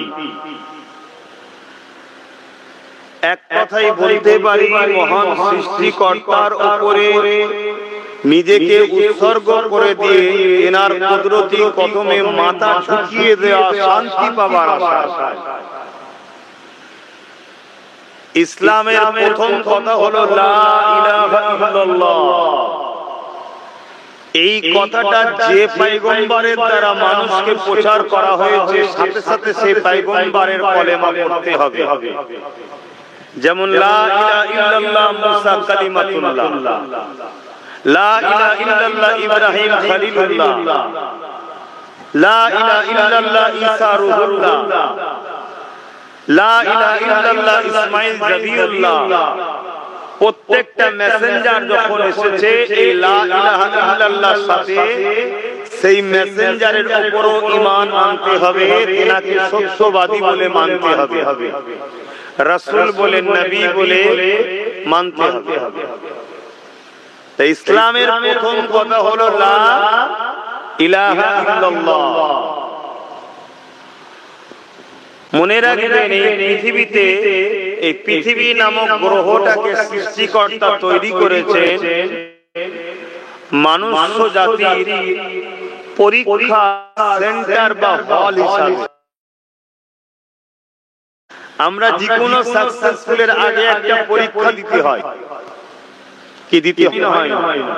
একটু সরাসরি দিনে যে কোনো কাজ ঠিক পরীক্ষায় ফেল হলে যেমন দুঃখ, সৃষ্টিকর্তার পরীক্ষাতেও ফেল হলে জাহান্নাম, পাস করলে জান্নাত। ফায়সালা আমাদেরকে মেনে নিতে যদি বাদ কিন্তু উত্তর নাই, এটা তিনার ফায়সালা। তিনি আমাদেরকে প্রেমের পরীক্ষা নিতে চান। জমিন আমার, আসমান আমার, আমি সৃষ্টি করলাম তোমাকে, দুটো হাত দিলাম, দুটো পা দিলাম, দুটো চোখ দিলাম, জবানে কথা দিলাম। এই বাবু, সবকিছু আমার নিয়ে তোমরা আমার থেকে অন্য কাউকে বেশি ভালোবাসো না সব থেকে বেশি আমাকে প্রাধান্য দাও? এই পরীক্ষার হল হলো এই দুনিয়া। কাউকে 30, কাউকে 40, কাউকে 50, কাউকে 100 বছর তিনি হায়াত দিয়েছেন। আগেকার সময় 500 বছর, 1000 বছর, 900 বছর বেঁচেছে মানুষ। কিন্তু সবটাই হলো একটা পরীক্ষা। আর এই পরীক্ষার সিলেবাস হলো আসমানি কিতাব, আর এই পরীক্ষার শিক্ষক হলো নবী রাসূলগণ। আর এই পরীক্ষার রেজাল্ট আউট হবে কিয়ামত বিচারের দিন। সুম্মা নুফিকা উখরা ফাইযাহুম কিয়ামুন ইয়ানজিরুন। যারা সেদিন ভালো রেজাল্ট করবে, পাস করবে, ডান হাতে আমলনামা পাবে, তারা খুশিতে খুশিতে কামিয়াবি, চির শান্তির মেহমান জান্নাত পাবে। এতবার বারণ করছি ওইটুকু বাচ্চাদের লুকিয়ে লুকিয়ে করে। এটা হলো পরিবেশ বা কালচার ওর পরিবারের কথা বুঝছেন? এটা হচ্ছে ওর পরিবারে যারা সদস্য আছে শিক্ষা, তার ফল এটা। আর এই শিক্ষার জন্যই আজকে আমরা ধ্বংস হচ্ছি। যে একটা বড়রা কথা বললে শুনতে হয়, এই শিক্ষা ও কালচার পরিবার ওকে দেয় না। ও তো বাচ্চা ছেলে, ওর কি দোষ না? ওকে তাড়া মারবো না, হাঁকড়াবো, সেটা আবার আমার জন্য ইসলাম নিষেধ করেছে, গুনাহ হবে। কেন? ছোট ছেলে। বড় হলে না হয় দুটো কথা বলে মনটা ঠান্ডা করে নিতাম, তো বাচ্চা ছেলে। তো যাই হোক, তো এই পরীক্ষায় আমাদেরকে কামিয়াবি হতে হবে যদি আমরা বিশ্বাসী। আর যদি ইসলামের অনুসারী না হই, তার জন্য তো আমার কোনো কথাও না, ইসলামের কোনো বক্তব্য। সে কিয়ামতের দিন, সেদিন বিচার হবে, সেদিন তারা বুঝবে। আপনারা দাবি করি, আমরা দাবি করি, আপনারা দাবি করেন যে আমরা ইসলামের অনুসারী, তাই মাহফিল হয়, আপনাদেরকে বুঝানো হয়। পৃথিবীর বুকে সর্বপ্রথম একজন পুরুষ আর একজন নারী বা মহিলা এসেছিলেন। পুরুষটার নাম হলো বাপ আদম আলাইহিস সালাম, আর নারীটার নাম হলো মা হাওয়া আলাইহিস সালাম। এই দুজন মানুষকে প্রথম পৃথিবীতে পাঠানো হয়। এই দুজন মানুষের মিলনের বিনিময়ে পৃথিবীতে জোড়া জোড়া সন্তান হতো, একটা পুরুষ একটা নারী। এভাবে পৃথিবীতে মানুষ জাতির বিস্তার ঘটেছে। সে মুসলিম হোক, হিন্দু হোক, আদিবাসী হোক, সাঁওতাল হোক, খ্রিস্টান হোক, দলিত হোক, যেই হোক, ভারতীয় হোক, আমেরিকান হোক, জাপানিয়ান হোক, যে কোনো দেশের হোক, প্রত্যেকটা মানুষ এই দুজন থেকে এসেছে। সবার প্রথম বাবার নাম হলো বাপ আদম, সবার প্রথম মায়ের নাম হলো মা হাওয়া। এদিক দিয়ে সমস্ত মানুষ কিন্তু আমরা ভাই বোন। কেউ বাপের ধর্মে আছে, কেউ বাপের ধর্ম ছেড়ে দিয়ে ভিন্ন ধর্মে চলে গেছে। সব নিজের নিজের রুচির উপরে ব্যাপার।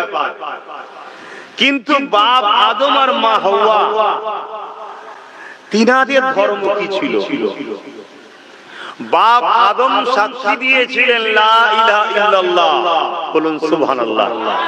মা হাওয়াও সাক্ষী দিয়েছিলেন লা ইলাহা ইল্লাল্লাহ, বলুন সুবহানাল্লাহ। অর্থাৎ কোন রব নাই, কোন প্রভু নাই, কোন খালেক নাই, আছে একজন, তিনি হলেন আল্লাহ। জোরে বলুন সুবহানাল্লাহ। ইসলাম সেদিন থেকে শুরু, যেখানে তিনজন কেউ ছিল না, দুজনই মানুষ ছিল, দুজনই ইসলামের ছিল। জোরে বলুন সুবহানাল্লাহ। তাহলে ইসলামের বয়স কত আশা করছি আমরা বুঝতে পারলাম। আপনি গুগলকে জিজ্ঞেস করুন, আপনি ইউটিউবকে জিজ্ঞেস করুন, আরো যত সব বাহির হয়েছে যেগুলো আমাদের একটাও তৈরি নয়, সব অন্য ভিন্ন ধর্মের তৈরি। পৃথিবীর প্রথম মানুষকে, পৃথিবীর প্রথম নারীকে তারাও বলছে বাপ আদম মা হাওয়া। আলহামদুলিল্লাহ, আমরা বাপ মা ধর্মের উপরে আল্লাহ রেখেছে, এটা আমাদের নসিব, বলুন আলহামদুলিল্লাহ।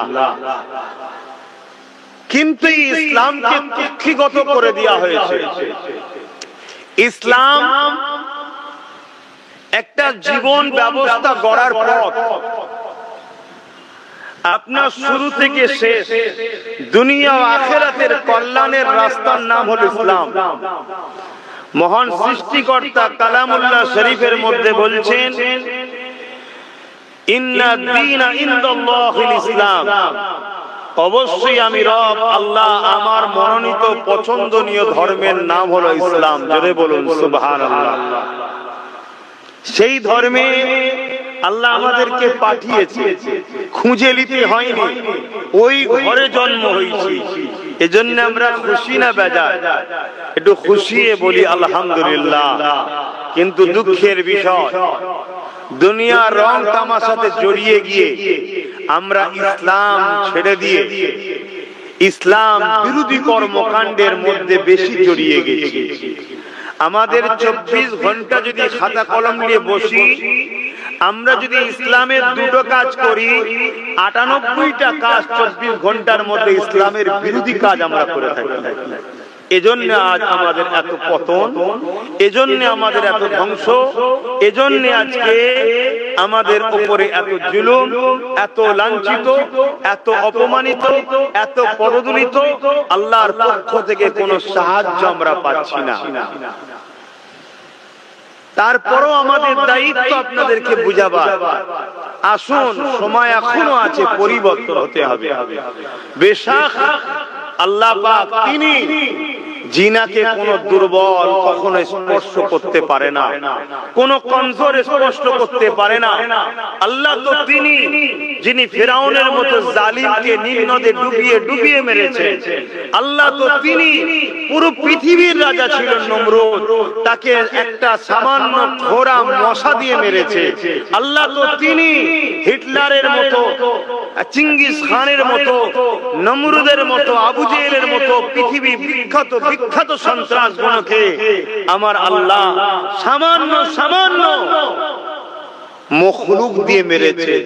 আব্রাহা বাদশাহ কাবা শরীফকে ভাঙতে এসেছিল ছোট ছোট আবাবিল পাখি দ্বারা, পাথরের গুড়ি গুড়ি কোনা দ্বারা আল্লাহ তাদেরকে মিটিয়েছে। বেশক তিনি এখনো রয়েছেন, তিনার কখনো শেষ নাই। তিনি আমাদেরকে সাহায্য অবশ্যই করবে, শুধু একটা কাজ আমাদেরকে তিনার প্রমাণ করতে হবে, তাহলেই তিনি সাহায্য করবেন। এই যে ওয়াকফ চলে গেল, মসজিদ কালকে ভাঙতে আসবে, কালকে নামাজ তাদের খেয়াল খুশি মতো পড়তে হবে যদি সুযোগ দেয়। আগামী দিন কেউ কোন উৎসব করবে এর জন্য মসজিদ আর তেরপল দিয়ে হবে না, বলে দিয়ে হবে 24 ঘন্টার জন্য মসজিদ বন্ধ থাকবে। কেন? সব তাদের। হয়তো আমার কথা আপনাদের হাসি লাগছে, হয়তো বলবে যে কি বলছে, এসেছে দুটো ঘটনা বলে চলে যাবে। আমিও মনে করি দুটো ঘটনা বলে চলে যায়, বেকার এসব ঝামেলায় জড়িয়ে লাভ নাই, এরা বোঝার নয়, বেকার ফালতু বকছি আমি। কিন্তু আবার মনে হয় আমার তো একটা ডিউটি আছে, আমি যদি আবার আমার ডিউটি পালন না করি, কিয়ামতের দিনে তো আমারও ছাড় নাই। যে তুই বললি না কেন, কে মানবে না মানবে ওটা তার বিষয়, আমার বিষয়, তুই বললি না কেন, কি ধরবে না ধরবে না, তাই আবার বলতে হয়। দেখো না, ওরা আবার সেই বসে বসে মোবাইল নিয়ে ব্যস্ত।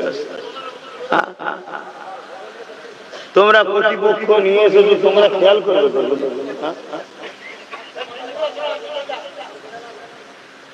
খুব মন দিয়ে শোনেন কথা। কোন হয়তো মনে হতে পারে হুজুর টান কখন দেবে না, শুধু টানের পাগল দেবো, দাঁড়ান।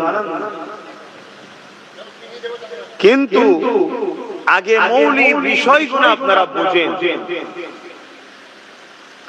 হয়তো আমার কথা আপনাদের কারো লাগতে পারে, কিন্তু মনে রাখবেন আজ থেকে 5, 6, 7, 8 বছর ধরে আগে থেকে বুঝাচ্ছি, তোদের অখাপ চলে যাবে, বাঁচা।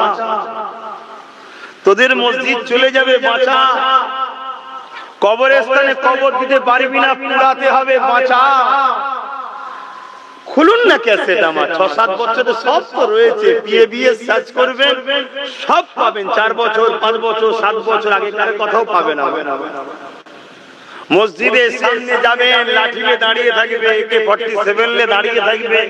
আমি তো সব বলি, আমার সাথ দিয়া তো দূরের কথা, সমাজের আম মানুষের কথা তো বলবো না। বড় বড় মুফতি, মাওলানা, পীর, পীরজাদা সব আমার বিরোধী করেছিল। আজকে কি হবে এবারে? কিন্তু আজ আমি আবার বলে যাচ্ছি, এখনো সময় আছে। কেটে গেছে ঠিকই, বিল পাস হয়ে গেছে, কিন্তু পুরো আলাগ হয়নি। এখনো সেলাই টিলাই দিয়ে নানা রকম মেডিসিন বেরিয়েছে, সেসব দিলে এখনো হয়তো জুড়ে যাবে, হয়তো কষ্ট হবে, কিন্তু জুড়ার রাস্তা এখনো আছে। তার জন্য প্রস্তুত হতে হবে। সে প্রস্তুত কি এভাবে আমি বলতে পারবো না, এভাবে বলতে পারবো না। তার জন্য আসুন পার্সোনাল বসি, দেখি আপনার দরদ আছে না নাই। কেন মুসলমানের মধ্যে 2 ধরনের মুসলমান আছে। একদল মুসলমান হলো মুমিন মুসলমান, আর একদল মুসলমান হলো মুনাফিক মুসলমান, যাদেরকে অনেক আদর করে কেউ কেউ বলে দুধওয়ালা গরু। কথা বুঝে আসছে না? এরকম অনেক মুসলমান কোয়ালিটি সমাজে আছে। তাই ওপেন কথা বলা, বেশি সিক্রেট কথা ওপেন বলা যাবে না। আসুন, তো আমি যে কথা বলছিলাম, এমন ভয়ানক দিন, এটা কি নতুন না? যুগে যুগে ইসলামের বিরুদ্ধে ষড়যন্ত্র হয়েছে না হয়নি? আরে দুটো দিক, একটা রহমানের দিক, একটা ইবলিস শয়তানের দিক। ইবলিস শয়তানকে চেনেন তো নাকি? বলবেন তো নাকি? সাথে করে নিয়ে ঘুরছেন, চেনেন না? এই যুবকরা, তোমরা কমসে কম বলো, তোমরা তো ভালো চিনবে। মোটরসাইকেলে উঠলে জোরে কান মুলাজিম দিতে বলে। এই উপলক্ষ করে কত মুসলমানের ছেলে হাত পা ভেঙে কত মরে গেছে, কত এই জীবনের মধ্যে পঙ্গু হয়ে গেছে। এই যে জোরে কান মুলিয়েছিল যিনি বাইকে, ওই শয়তানটাকে বলা হয় ইবলিস শয়তান, যে তোমার ভেতরে অসুয়াশা দিচ্ছিল, জোরে চালা, জোরে চালা, জোরে চালা। আরো যারা খারাপ কাজ করায়, যেমন এই উপলক্ষ করে বড় বড় সব ডিজে বক্স লাগিয়ে নাচ গান হচ্ছে না, হয় না? কারা নাচে? মুরব্বী বাপেরা নাকি যুবক ছেলেরা? তারা কোন ধর্মের বলো? ঈদ উপলক্ষ করে যখন করছে, কোন ধর্মের? ইসলাম ধর্মের দাবিদার, ঠিক না বেটি? তো ওদের কোন জায়গায় নিয়ে গেল, যে তার নাম কি? ইবলিস শয়তান। তাকে চেনেন না? তো ইবলিস শয়তান তার একটা দল আছে, আর রহমান আমাদের সৃষ্টিকর্তা, তিনার একটা দল আছে, রহমানের দিকে আর ইবলিসের দিকে। এখানে বসে না,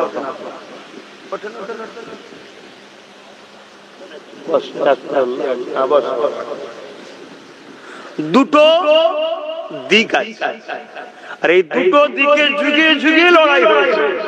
খুব ভালো করে ভূমিকা গুলো শোনেন, তাতে আগামী দিন দাওয়াত পালন করবেন না করেন না করবেন, ডিউটিটা পালন করে যায় সুযোগ যখন পেয়েছে। শুনছো তো মনে আছে? হ্যাঁ,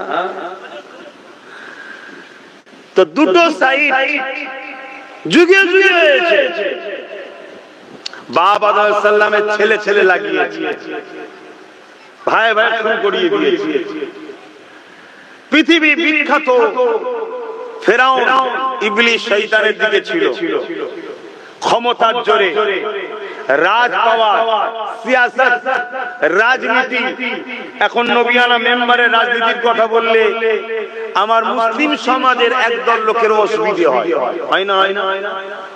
অথচ যাদের অসুবিধা হয় ওই শয়তানগুলো বেঈমান, গাদ্দার, মুনাফিক, চোর, হারামখোর, মাদ্রাসা মসজিদের দুশমন নেতাগুলোকে নিয়ে ইফতার করে, ওই হারামখোর গাদ্দারগুলো, তখন ওদের অসুবিধা হয় না। আর রাজনীতিটা ইসলামের একটা পার্ট। যেমন স্কুলে গেলে বাংলা আছে, অঙ্ক আছে, ভূগোল আছে, ইংলিশ আছে, হিস্ট্রি আছে, ইসলামের অনেক পাঠ আছে, নামাজ আছে, রোজা আছে, দাড়ি আছে, টুপি আছে, সংসার আছে, ব্যবসা আছে, কারবার আছে, সমাজনীতি, অর্থনীতি, পরিবার নীতি, রাজনীতি, ধর্মনীতি। ইসলামের একটা পাঠ হলো রাজনীতি। সেই সময়ের রাজ পাওয়ার ছিল ফেরাউনের হাতে। সে ক্ষমতার জোরে এই ওয়াকিয়াগুলো শুনবেন আর আজকের নেতাগুলো শুনে মিলাবেন। আজকাল কিছু ফেরাউন ছোট ছোট বেরিয়েছে রে বাবা, এজন্য কোরআনে আল্লাহ আমার নবীকে এই ওয়াকিয়াগুলো শুনিয়েছে, এই ওয়াকিয়াগুলো শুনিয়েছে। আজকে বলে দিচ্ছি, শুনে নাও, কালকে আব্বাস সিদ্দিকীর জলসা ব্যান্ড হয়ে যেতে পারে।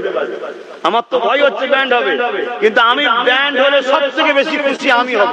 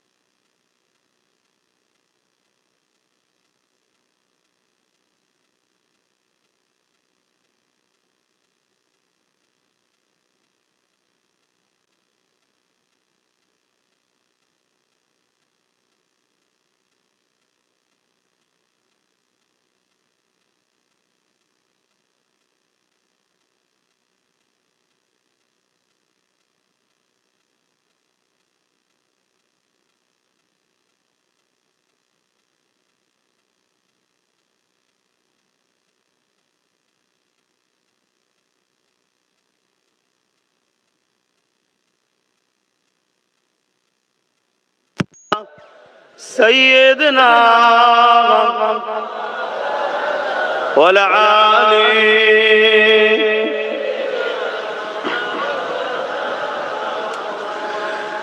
যাদের হৃদয়ে আছে আল্লাহর ভয়, তারা কখনো নবী ভুলে যায় না। আল্লাহর প্রেমে ছাড়াই দুনিয়া কারো কাছে কোনো কিছু চায় না। যাদের হৃদয়ে আছে আল্লাহর ভয়, তারা কখনো নবী ভুলে যায় না।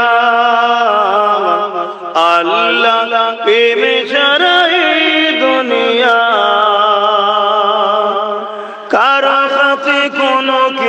চাই না।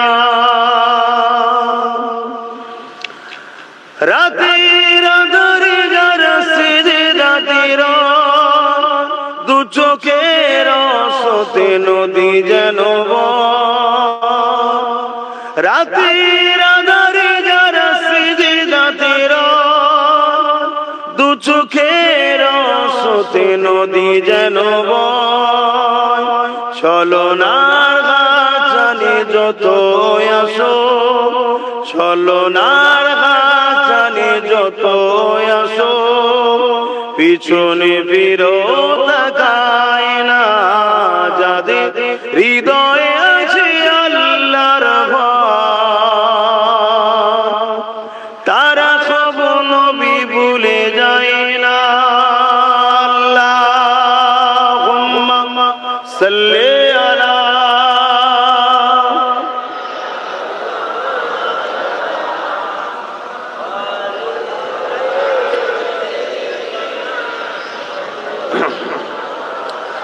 আমার আব্বাজানেরা বাপেরা ভাইয়েরা খুব ভালো করে ইতিহাসগুলো জানেন। এটা কোরআনের কথা। কোরআনের 3 ভাগ, কোরআন শরীফের 3 ভাগ শুধু ইতিহাস আছে। কি আছে? মুসা নবী, ঈসা নবী, নূহ নবী, দাউদ নবী, বিভিন্ন নবীদের ওয়াকিয়া কাহিনী আল্লাহ নবীকে শোনাচ্ছে। কেন? ইতিহাস এজন্য ঘটে নতুন প্রজন্ম যাতে ইতিহাস থেকে শিক্ষা নেয়। তাহলে ফেরাউনের হাতে রাজ ক্ষমতা, ও রাজ ক্ষমতার জোরে মানুষের উপরে জুলুম অত্যাচার, ধর্মীয় বিষয়ে হস্তক্ষেপ, সমস্ত দিক দিয়ে সে কিন্তু অত্যাচারের স্টির রোলার চালিয়েছিল।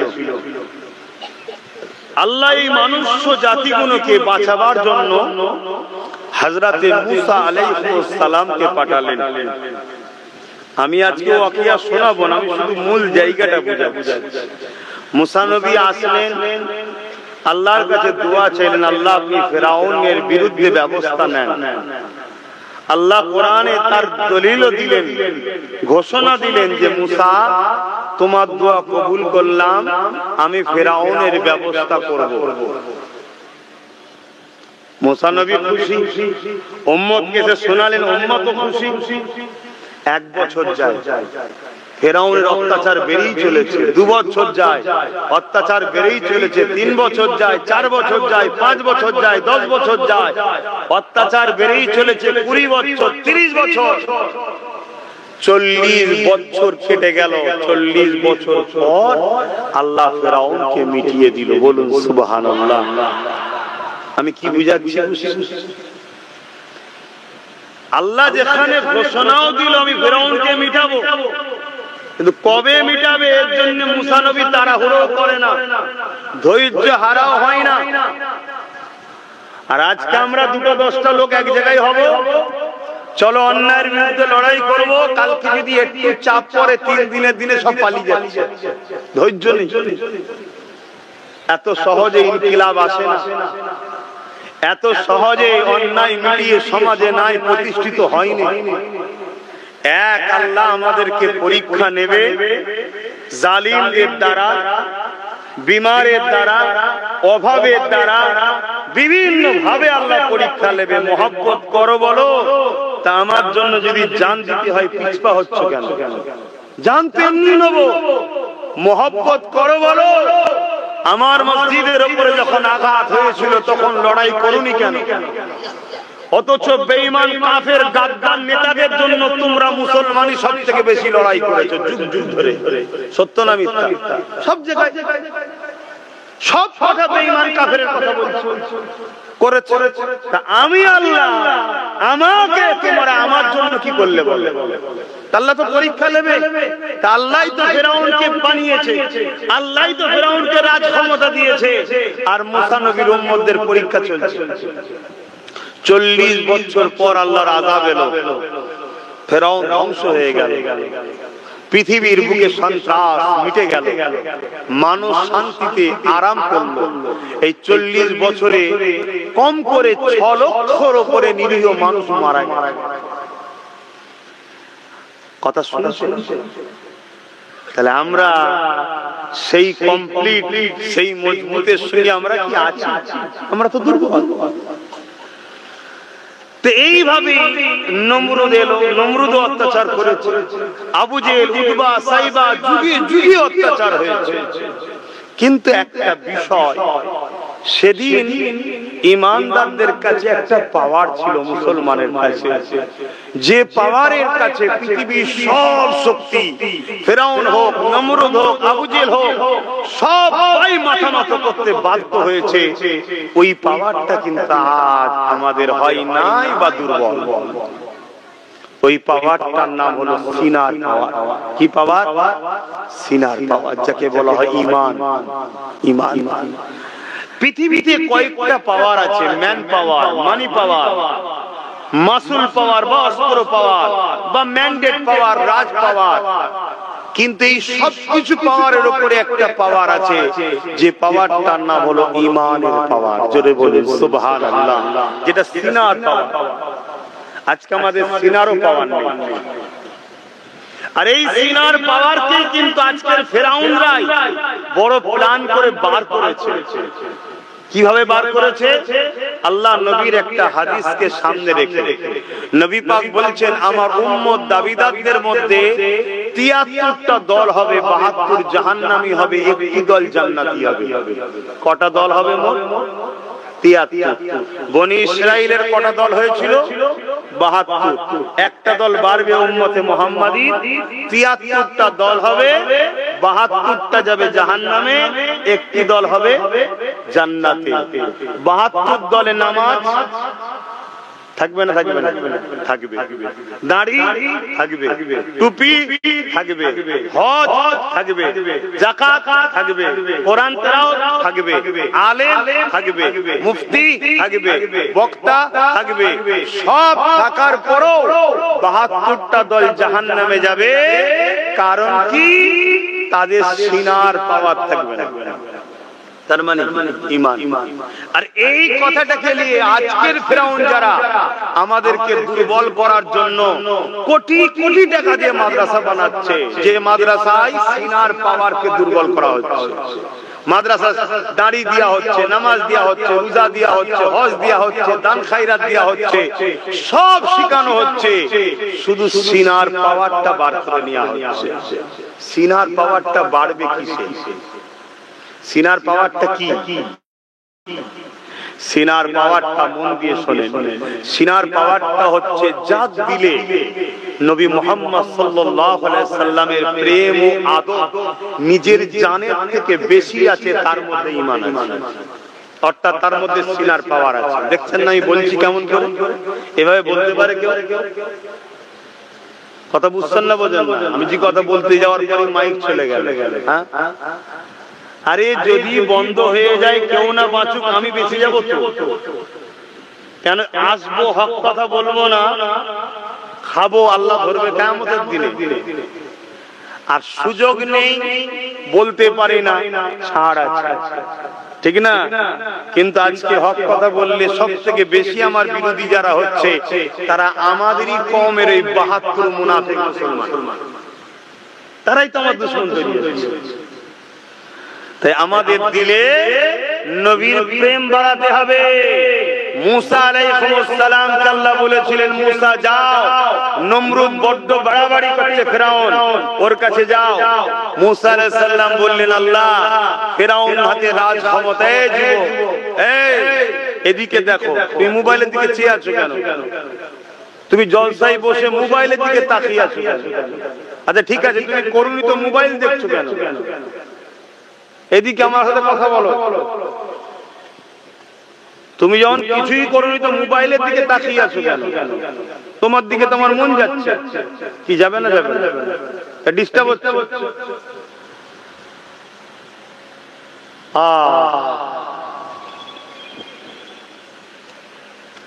কি কথা বলছিলাম?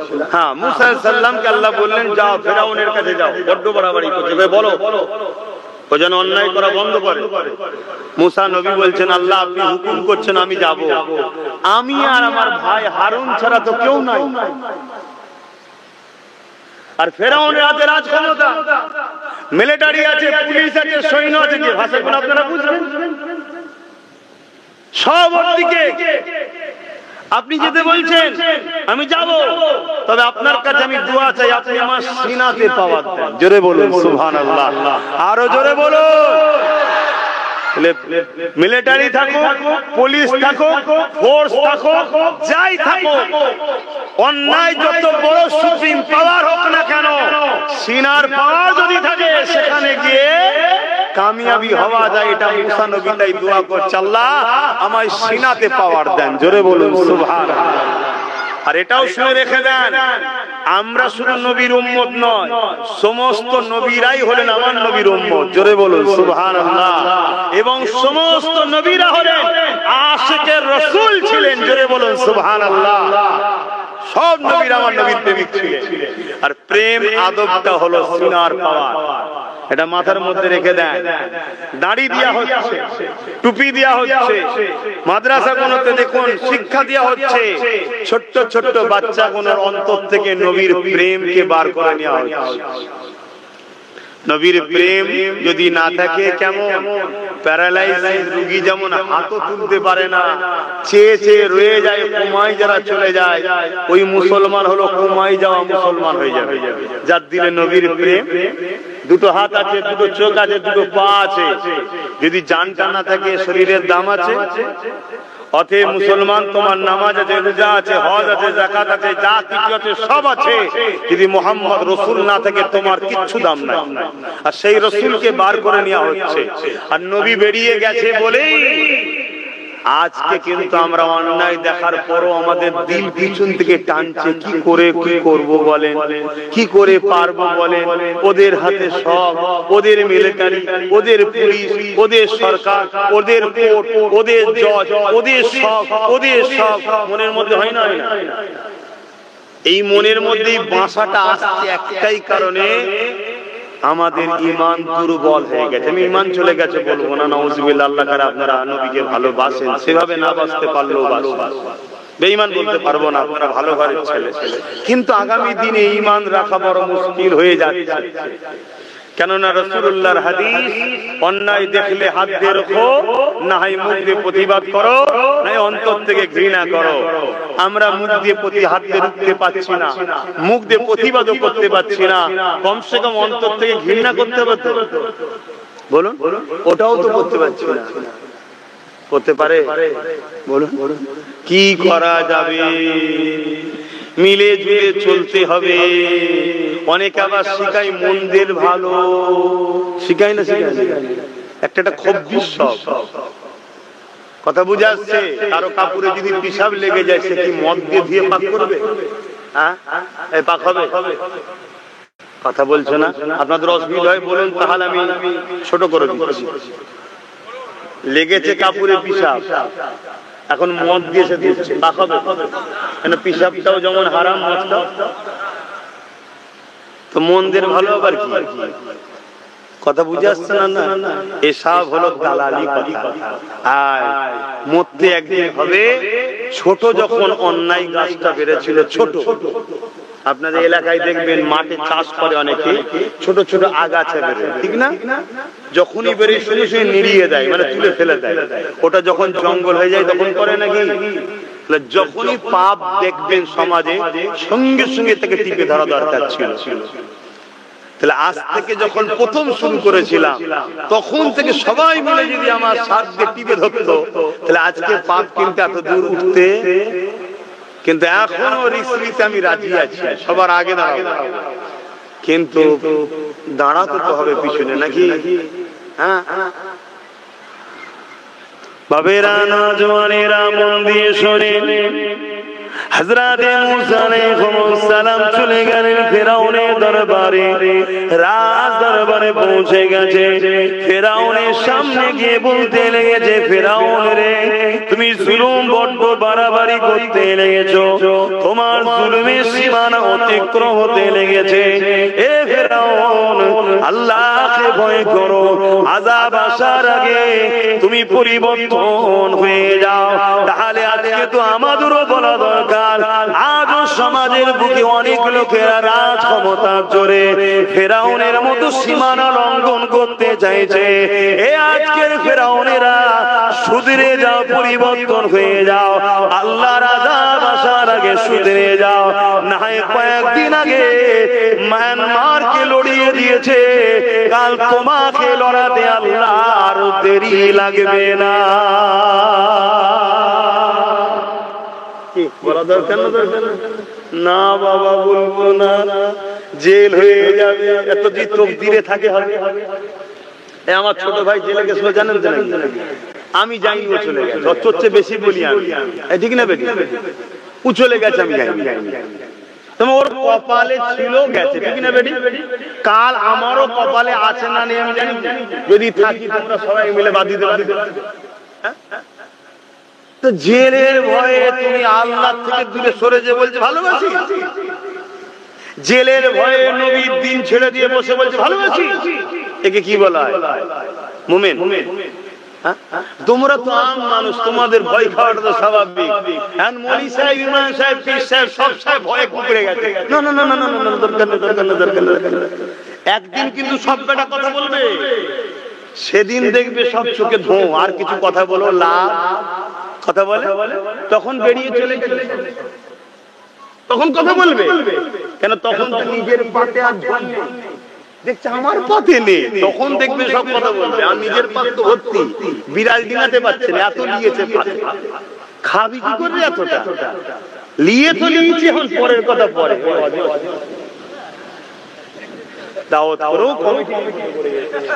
থানা, পুলিশ, কেস, কামারি, হাইকোর্ট, লোয়ার কোর্ট সব কোর্টে ছুটতে হচ্ছে আমাকে, যারা দাওয়াত হচ্ছে।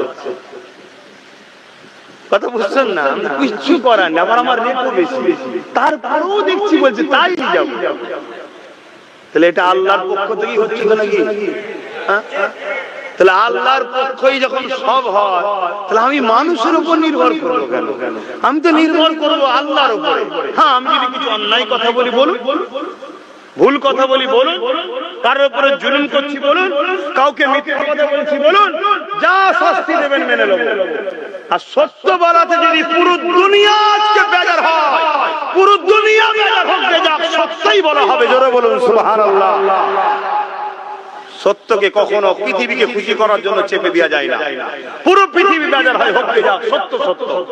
একটা সত্যের জন্য পুরো পৃথিবীকে বেজার করতে রাজি আছি, কিন্তু একটা সত্যকে মিটিয়ে দিয়ে পৃথিবীকে খুশি করার নাম ইসলাম নয়। হযরত ওমর ফারুক রাদিয়াল্লাহু তাআলা হুজুরের হাতে একজন খ্রিস্টান বাদশা ইমানের কলেমা পড়েছে। খুশির খবর না খারাপ খবর? আজকে যে আমার দেশের প্রধানমন্ত্রী বড্ড জুলুম করছে, কাল যদি মুসলমান হয়ে যায়, ভালো কথা না খারাপ কথা? সবাই বলুন আল্লাহ হিদায়াত করুক, বলুন আমিন। অসুবিধা? জুলুম করছে না করেন? হ্যাঁ, জুলুম করছিস তাই বলেছি বাবা। তুই জুলুম করছিস দোষ না, আমি বললে তোর গায়ে লেগে যায়। হ্যাঁ, তো সেই জায়গায় একটা খ্রিস্টান বাদশা এখন ইসলাম কবুল করেছে। ইসলাম বলতে অনেকে মনে করে শুধু একটা ধর্ম না, ইসলাম ইনসাফের নাম, ইসলাম ইনসানিয়াতের নাম, ইসলাম মানবতার নাম, ইসলাম জুলুম মুক্ত সমাজ গড়ার নাম, ইসলাম ক্ষুধার্ত মানুষকে খানা খাওয়ার নাম, ইসলাম বস্ত্রহীনকে বস্ত্র দিবার নাম, ইসলাম মদ মুক্ত, নেশা মুক্ত, খুন মুক্ত, ধর্ষণ মুক্ত সমাজ গড়ার নাম। আমার দেশের প্রধানমন্ত্রী যদি পুরো দেশে ধর্ষণ মুক্ত করে দেয়, পুরো দেশকে যদি মদ মুক্ত করে দেয়, পুরো দেশে যদি ইনসাফ প্রতিষ্ঠিত করে, জুলুম বন্ধ করে দেয়, এটাকেও তো ইসলাম বলা হয়। কথা বুঝছেন না? বোঝেন না? এর জন্য তো দোয়া করা দরকার। যখন যদি কারো হাত কবুল হয়ে যায়, লোকটা ভালো হয়ে যাবে। কি তো যাই হোক, সেই জায়গাতে খ্রিস্টান বাদশা এখন ন্যায়ের দিকে এসেছে, সত্যের দিকে এসেছে। এটা খুশির কথা, ঠিক না? কি গো, খুশির কথা?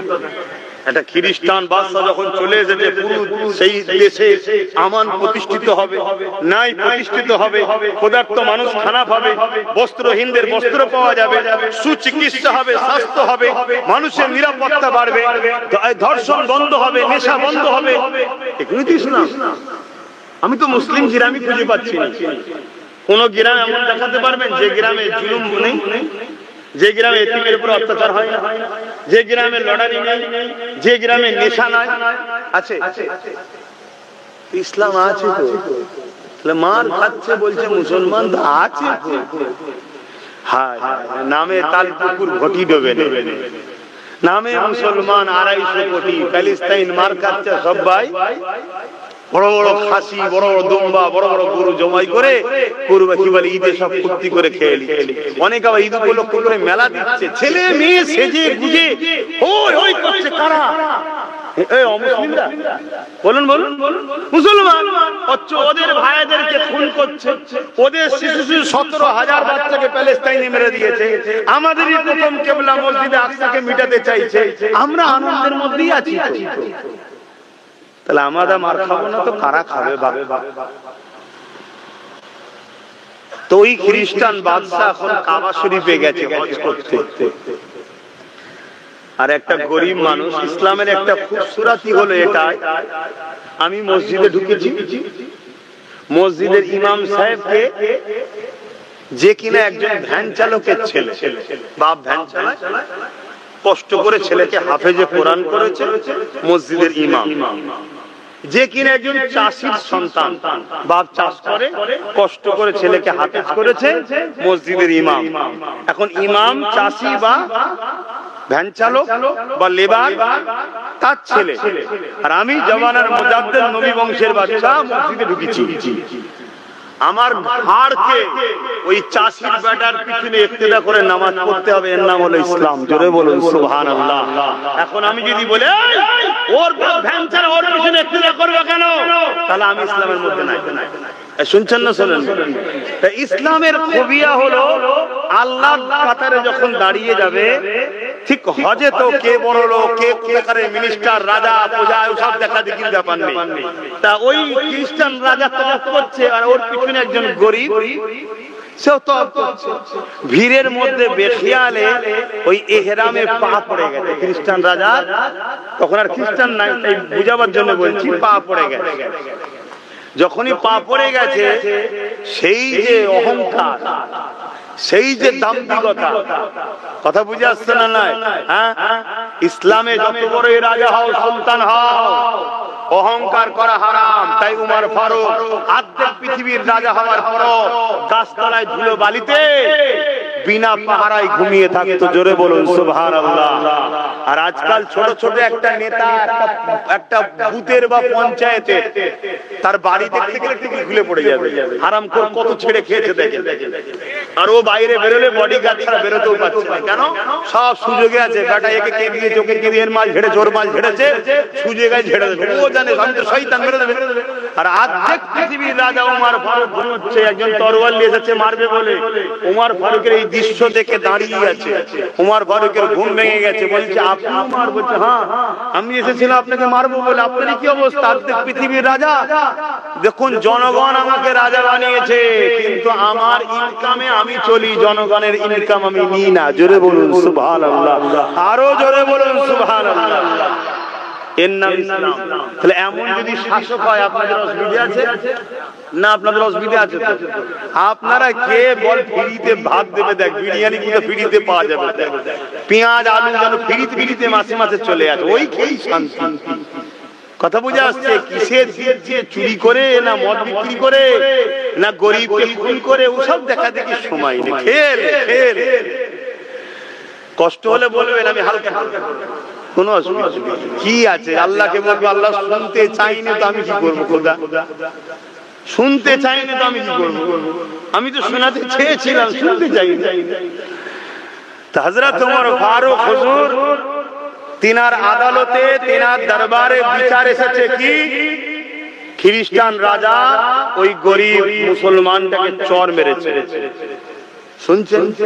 রাগে মেরে দিতে চর। সে অহংকার হয়ে গেছে, আমার পা দিয়ে ভিখারি কোথাকারে।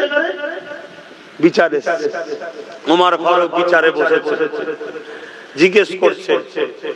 বিচার যখন শুরু হবে, কাঠগড়ায় দাঁড়াতে হবে না? তো এই রাজাকে যে ছিল, সে মুসলমান হয়েছে, তাকে বলছে দাঁড়াও। তখন সে বলছে, ওমর, আমি কিন্তু একটা রাজা, তুমি আমাকে কাঠগড়ায় দাঁড় করাচ্ছ। ওমর ফারুক বলছে, তুমি রাজা হও আর যেই হও, তোমার নামে বিচার এসেছে, তুমি এখন কাঠগড়ায় দাঁড়াইতে হবে। ওটা অন্য জায়গায় চলে, ইসলামে সবাই সমান। জোরে বলুন সুবহানাল্লাহ। তো এই রাজা তখন দাঁড়িয়েছে। তাহলে বলুন, এইরকম যদি সমান হয়, যারা ভিআইপি লোক তারা কি কখনো ইসলামকে রাখতে চাইবে? কথা বলে যারা বড় লোক, ছোট লোক, গরিব। এই যেমন উত্তর প্রদেশে একটা ছোট বাচ্চা কোন একটা লোকের পানির পাত্রে হাত দিতে বলে মেরে ফেলেছে। কেন? তুই নিচু জাত, তুই আমার পাত্রে হাত দিলি কেন? মেরে দিলে। এইসব জাত যারা ভেদাভেদ করে তারা কি চাইবে ইসলাম থাক? কেন ইসলামে এসব চলবে না। এখান থেকে কেউ যদি কোনো মানুষ গরিব হতে পারে, ফুটপাতে ভিখারি হতে পারে, সে যদি একটা পাত্রে পানি খায়, ওই পানিটা আমি যদি মনে করি মুখ দিয়েছে আমি খাবো না, ঘৃণা করি, ইসলাম থেকে বেরিয়ে যাবো। শুনছেন না? এখানে ভেদাভেদ না। তাহলে সেই জায়গাতে ও রাজার কিন্তু প্রেস্টিজে লেগেছে। ও যাই হোক, তারপরেও দাঁড়িয়েছে। কেন? ওমর ফারুকের সামনে তো কথা বলার রাস্তা নেই, দাঁড়িয়েছে। জিজ্ঞেস করছে, তুমি মেরেছো? হ্যাঁ মেরেছি। কেন? পা দিয়েছে। তুমি কেন? হুজুর জাহাপানা আমার বেখিয়ালে হয়ে গেছে, মেরেছো কেন? হুজুর ফাইসাল্লা দিচ্ছে, তুমি একটা চর মেরে প্রতিশোধ তুলে নাও, একটা চর মেরে প্রতিশোধ তুলে নাও। খ্রিস্টান রাজা বলছে, আমাকে 2 দিন সময় দেওয়া হোক, 2 দিন সময় দেওয়া হোক। এই 2 দিন ওমর ফারুক সময় দিল। গোপনে বেরিয়ে গিয়ে আবার খ্রিস্টান হয়ে গেছে। ওমর ফারুক পরে জুম্মাতে খুতবা দিতে উঠছে। মসজিদ ভর্তি লোক, একে অপরের কানা খোঁচা করছে। একটু রাজা মানুষ, একটু নরম দেখালে হতো, ওমর ফারুক হুজুর জালাল এসে গেছে। মুসল্লিরা, ধর্মটা ওমরের বাপ খাত্তাবের নয়, ধর্মটা হলো মুহাম্মদ রাসূলুল্লাহর। জোরে বলুন সুবহানাল্লাহ। বারবার ক্ষমাবার ক্ষমতা ওমরের নয়। ইসলামের আদালতে যে ফয়সালা ওমর সেটা করেছে, এতে কে থাকবে কে বেরিয়ে যাবে ওটা ওমরের দায়িত্ব নয়, ওটা ওর নসিবের ব্যাপার। জোরে বলুন সুবহানাল্লাহ। অতএব ইসলাম নীতির উপরে চলে, ইসলাম নীতির উপরে চলে। পীরের জন্য মসলা চেঞ্জ করে দেবেন নাকি? ইসলামের জন্য মসলা চেঞ্জ করে দেবেন নাকি? না, নীতি নীতি। তুমি মানতে পারো না, আসামি তুমি, মাথা হ্যাট করে বলো অন্যায় করছি, কিন্তু তা বলে তোমার জন্য একটা মসলাকে চেঞ্জ করা যেতে পারে না। কেন? মসলা আমার বাপের তৈরি করা না, শরিয়ত আমার রাসূলের।